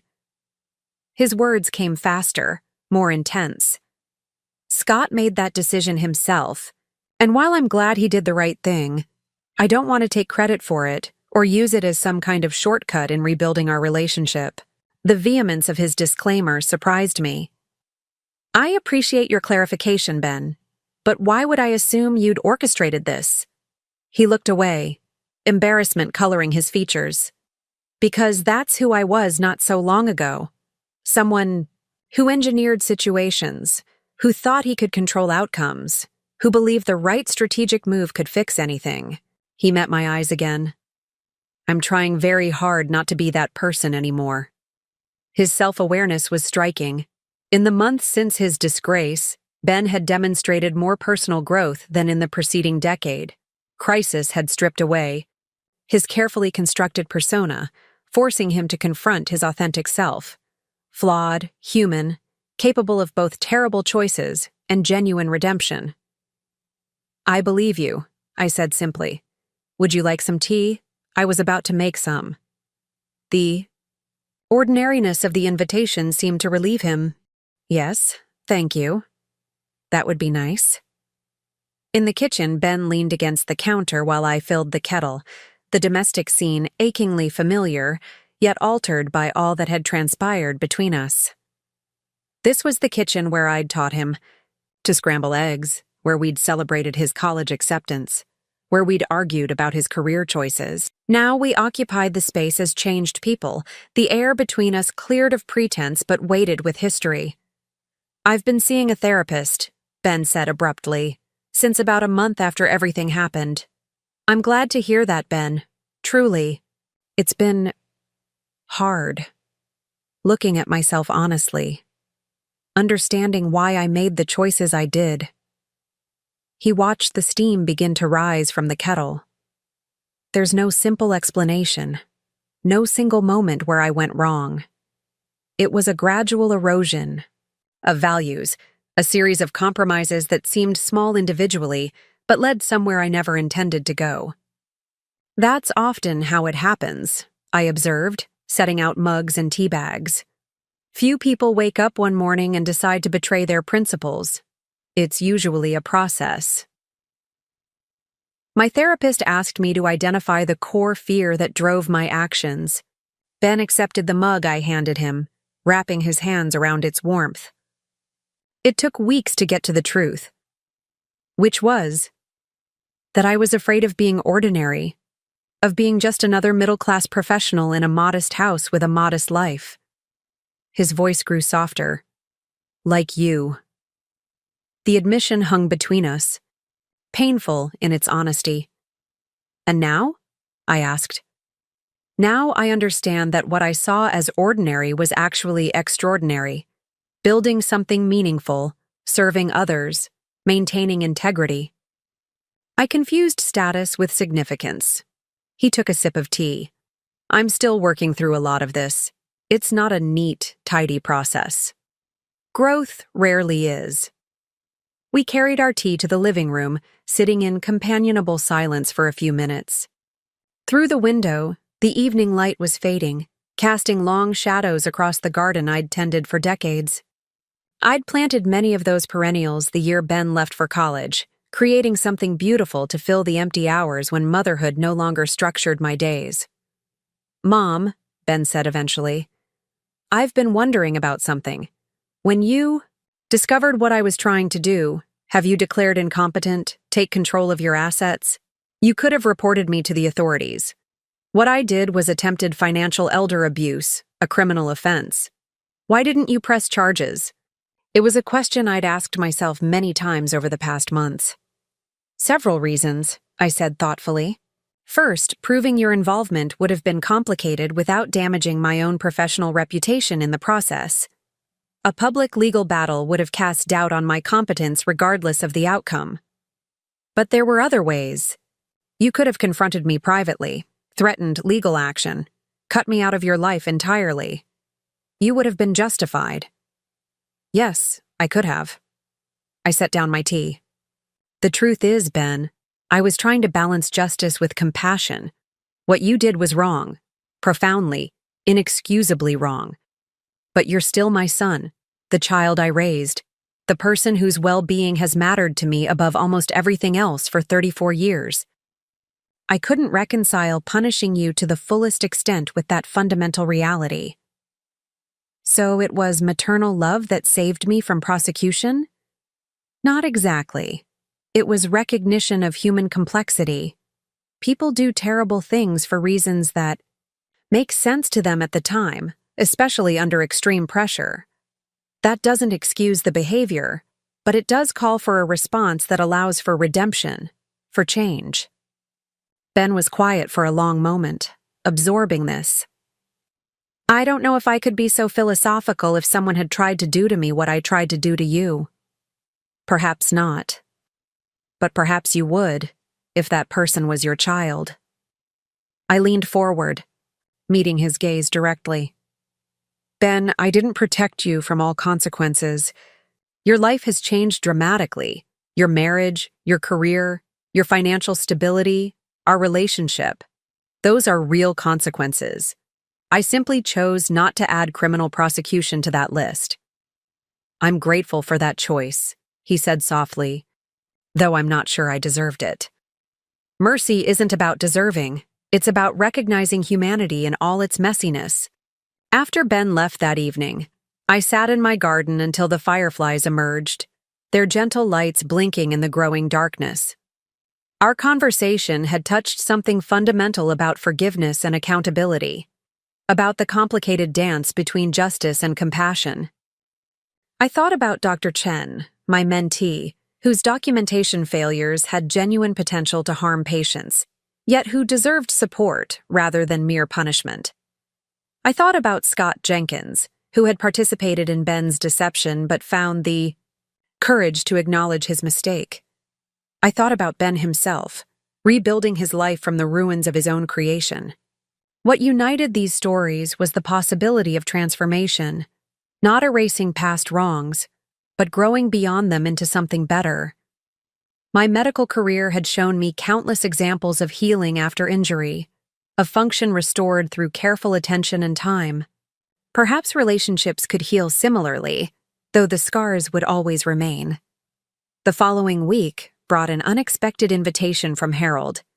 The Eastside Clinic has received a substantial grant for facility improvements, he told me over the phone. "We're having a small celebration tomorrow evening. I'd love for you to attend." "Of course. I'm delighted to hear about the grant." Ben was instrumental in securing it, Harold added. His background in financial analysis proved quite valuable in preparing the application.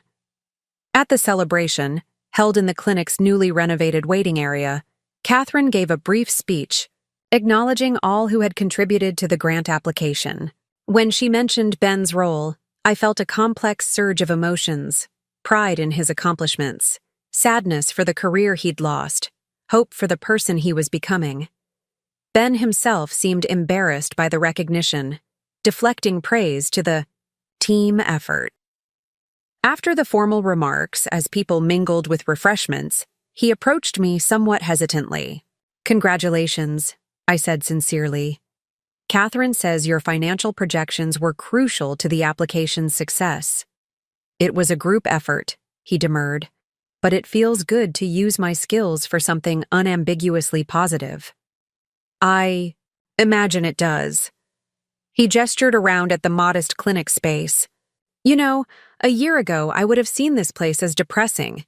Outdated equipment, basic furnishings, nothing impressive or prestigious. Now I see what actually matters. The care provided, the lives improved, the community served. That's a significant perspective shift. It's strange how losing everything I thought was important helped me recognize what actually is. He smiled ruefully, though I wouldn't recommend it as a personal growth strategy. Few transformative journeys come without pain, Ben. Speaking of journeys, he said, his manner growing more serious, there's something I've been meaning to give you. He reached into his pocket and withdrew a small envelope, handing it to me. It's not much, but it's a start. Inside was a check, not for a large amount, but significant given his current financial situation. What's this for? I asked, though I suspected I knew. Restitution, Ben said simply. For the legal fees you incurred changing your estate documents, for the security upgrades at the clinic, for the emotional distress I caused. I know it doesn't come close to covering the full cost, but it's the first installment. I plan to continue, making payments monthly. The gesture caught me off guard. Ben had never explicitly acknowledged the financial impact of his actions, focusing instead on the emotional and relational damage. This concrete step toward making amends, particularly, given his strained circumstances, represented a deeper level of accountability. Thank you, Ben. This is unexpected but appreciated. It was my therapist's suggestion, actually. She pointed out that while I've apologized repeatedly, I hadn't taken tangible steps to address the actual harm I caused. He looked embarrassed. She said something about the difference between feeling sorry and making amends.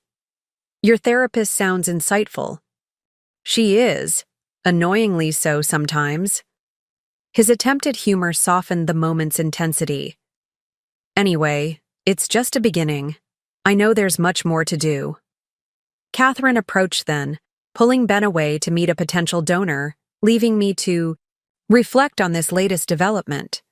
The check in my hand represented more than money. It symbolized Ben's commitment to concrete restitution, to actions beyond words. It was a promising step in our complicated journey of reconciliation. Later that week, I met with Dr. Chen for our final mentorship session. The medical board had concluded their investigation, placing him on probation for 6 months, but allowing him to continue practicing with enhanced documentation oversight. I couldn't have navigated this without your guidance, he told me sincerely.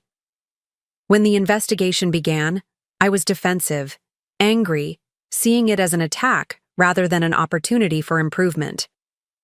That's a natural reaction, I assured him. Few of us welcome scrutiny, especially of our professional practices. You helped me see beyond my wounded pride to the legitimate concerns about my documentation. Now my patients are receiving better care because their records are complete and accurate. He smiled. And surprisingly, I'm less stressed overall. The systems you helped me implement actually save time in the long run. His gratitude was touching, but what moved me more was seeing his growth through the process, from defensive resistance to productive change.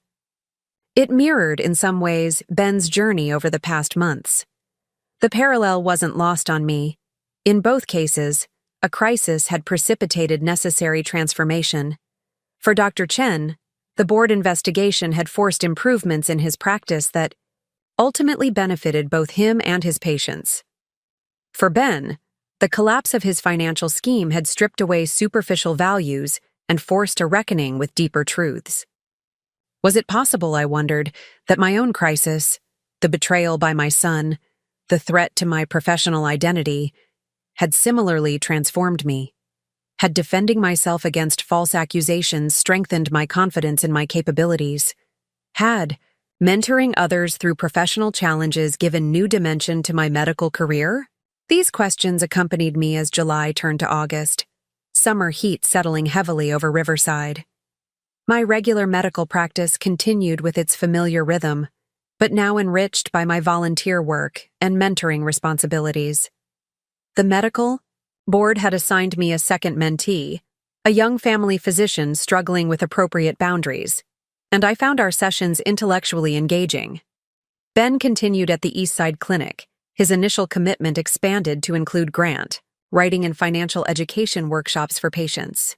His proposed consulting business remained on hold while he fulfilled his obligations to the Securities Commission, but he continued refining the concept, incorporating insights from his clinic experience.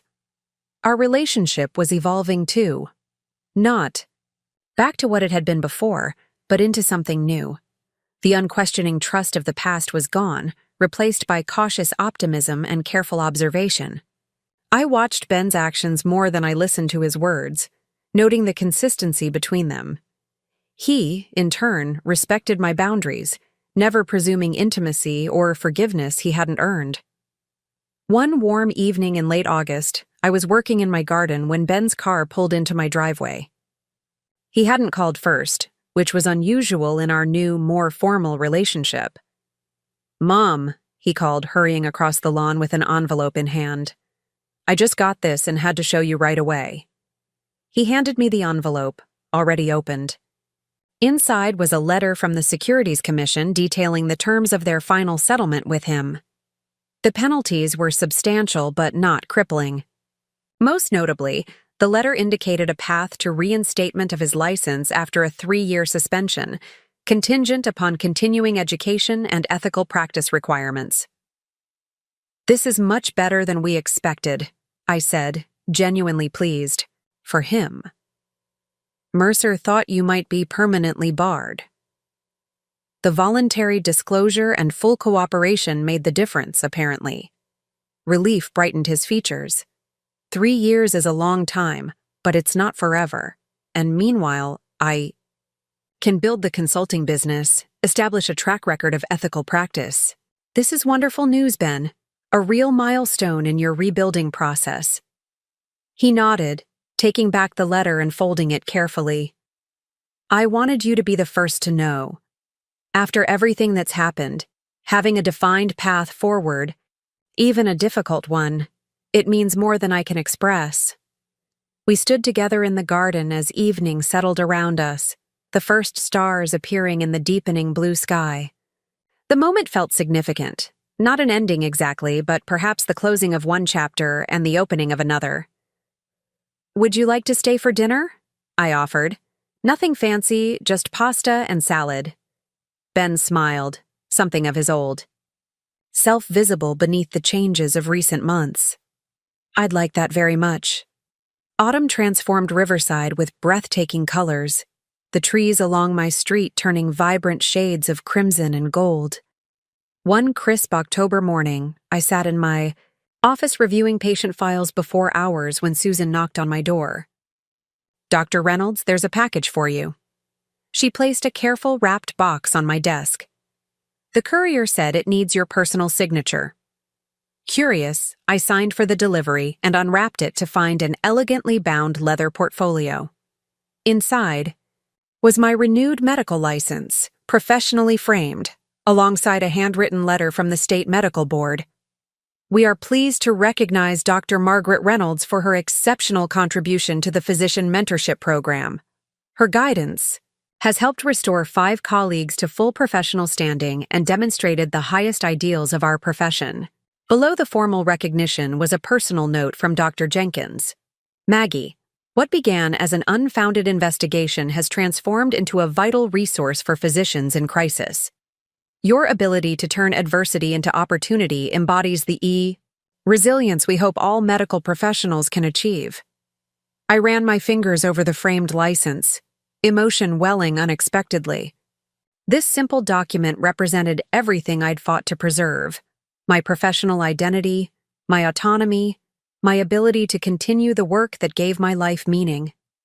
That it now symbolized not just personal victory, but broader contribution felt like the closing of a perfect circle. Susan peered over my shoulder. "That's beautiful, Dr. Reynolds. You deserve the recognition. Thank you, Susan. I placed the frame on my desk where patients could see it.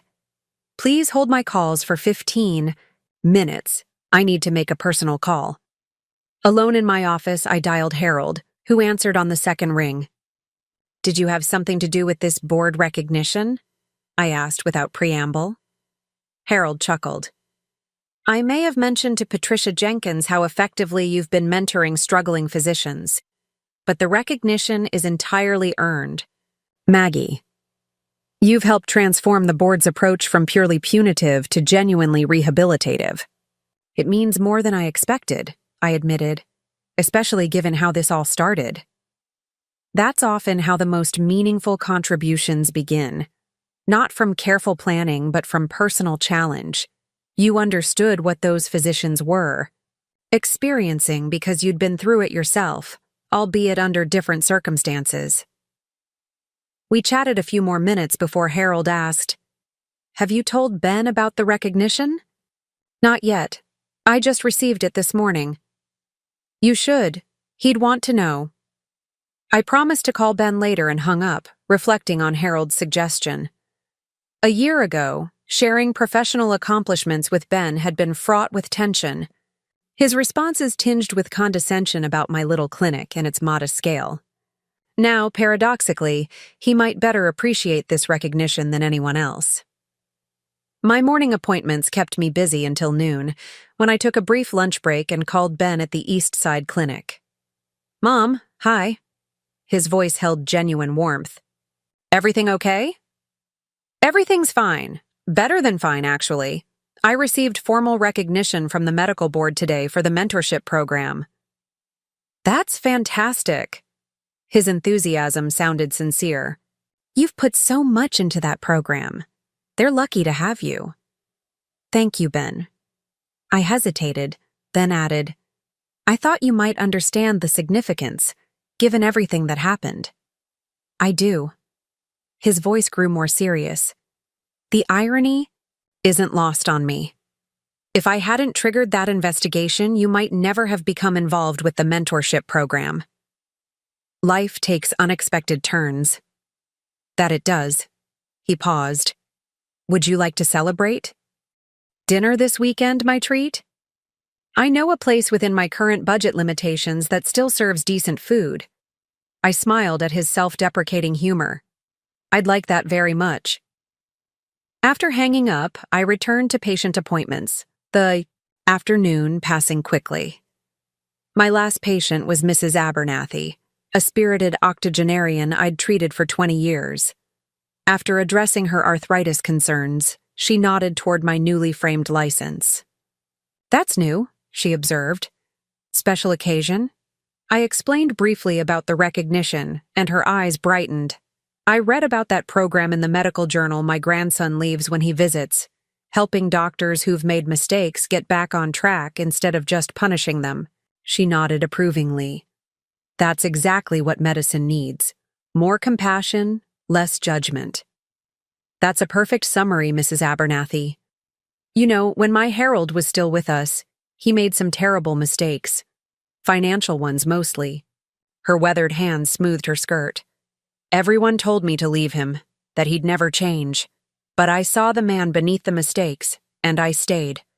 Hardest thing I ever did, but also the right thing. He turned himself around completely in those last 10 years. Her story touched me deeply. That took tremendous courage and faith on your part. Not faith exactly, clear-eyed seeing. Recognizing that people can change when given the right support and the right consequences. She gathered her purse, preparing to leave. I see you're doing that same work now, just in a different context. Mrs. Abernathy's perspective stayed with me through the evening as I prepared for my weekly dinner with Harold.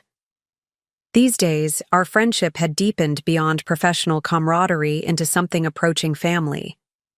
We took turns hosting dinner, sharing books, discussing everything from medical research to gardening techniques. Harold noticed my thoughtful mood as we sat on his porch after the meal. You're contemplating something important. I recognize that expression. I shared Mrs. Abernathy's story and my reflection on the parallels between the mentorship program and my evolving relationship with Ben. "She's quite insightful, your patient," Harold said. "There is a similar core principle, believing in potential for change while maintaining appropriate boundaries." "Do you think I've found the right balance with Ben?" I asked, voicing a question that frequently troubled me. Sometimes I worry I've been too forgiving, other times, not forgiving enough. Harold considered this carefully. "I think you've been remarkably clear-sighted, Maggie. You've distinguished between forgiveness and trust, between compassion and enabling. Those aren't easy distinctions to maintain, especially with one's child." The weekend dinner with Ben took place at a charming riverside cafe featuring local ingredients and modest prices. Ben had reserved a table on the outdoor patio, where autumn foliage provided a stunning backdrop. "Congratulations again," he said, raising his water glass in a toast. "Official recognition of what your patients and colleagues have always known, that you're an exceptional physician and mentor." "Thank you." I studied my son's face in the golden evening light. The past year had etched new lines around his eyes, but also brought a depth and humility I'd never seen before. "How are things at the clinic? Catherine mentioned you're developing a financial literacy program for patients."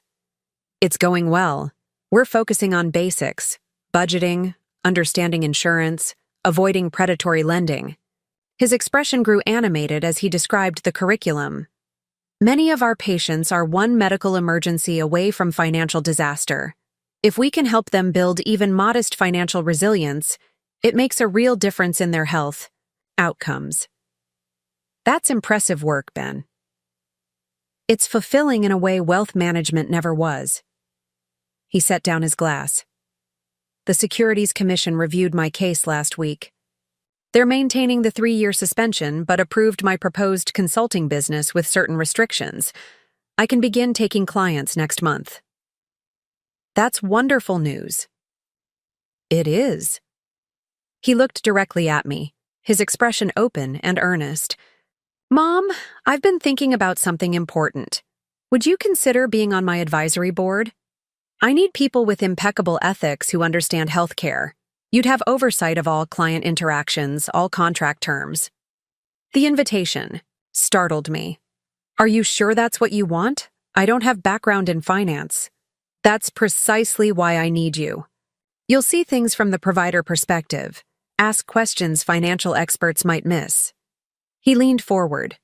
"More importantly, your presence would signal to potential clients that transparency and ethical practice are non-negotiable priorities." I considered his request carefully. I would need to review all materials thoroughly before agreeing. There can't be even a hint of impropriety. "Absolutely. Everything open to your inspection. Business model, marketing, client agreements, everything." His earnestness was palpable. "I want to build something that would make you proud, Mom. Something that genuinely helps medical practices thrive while maintaining their values." In that moment, I saw the completion of a circle.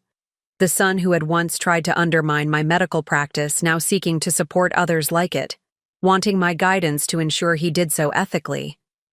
"I'll think about it," I promised, touched by the symbolism even as I maintained appropriate caution.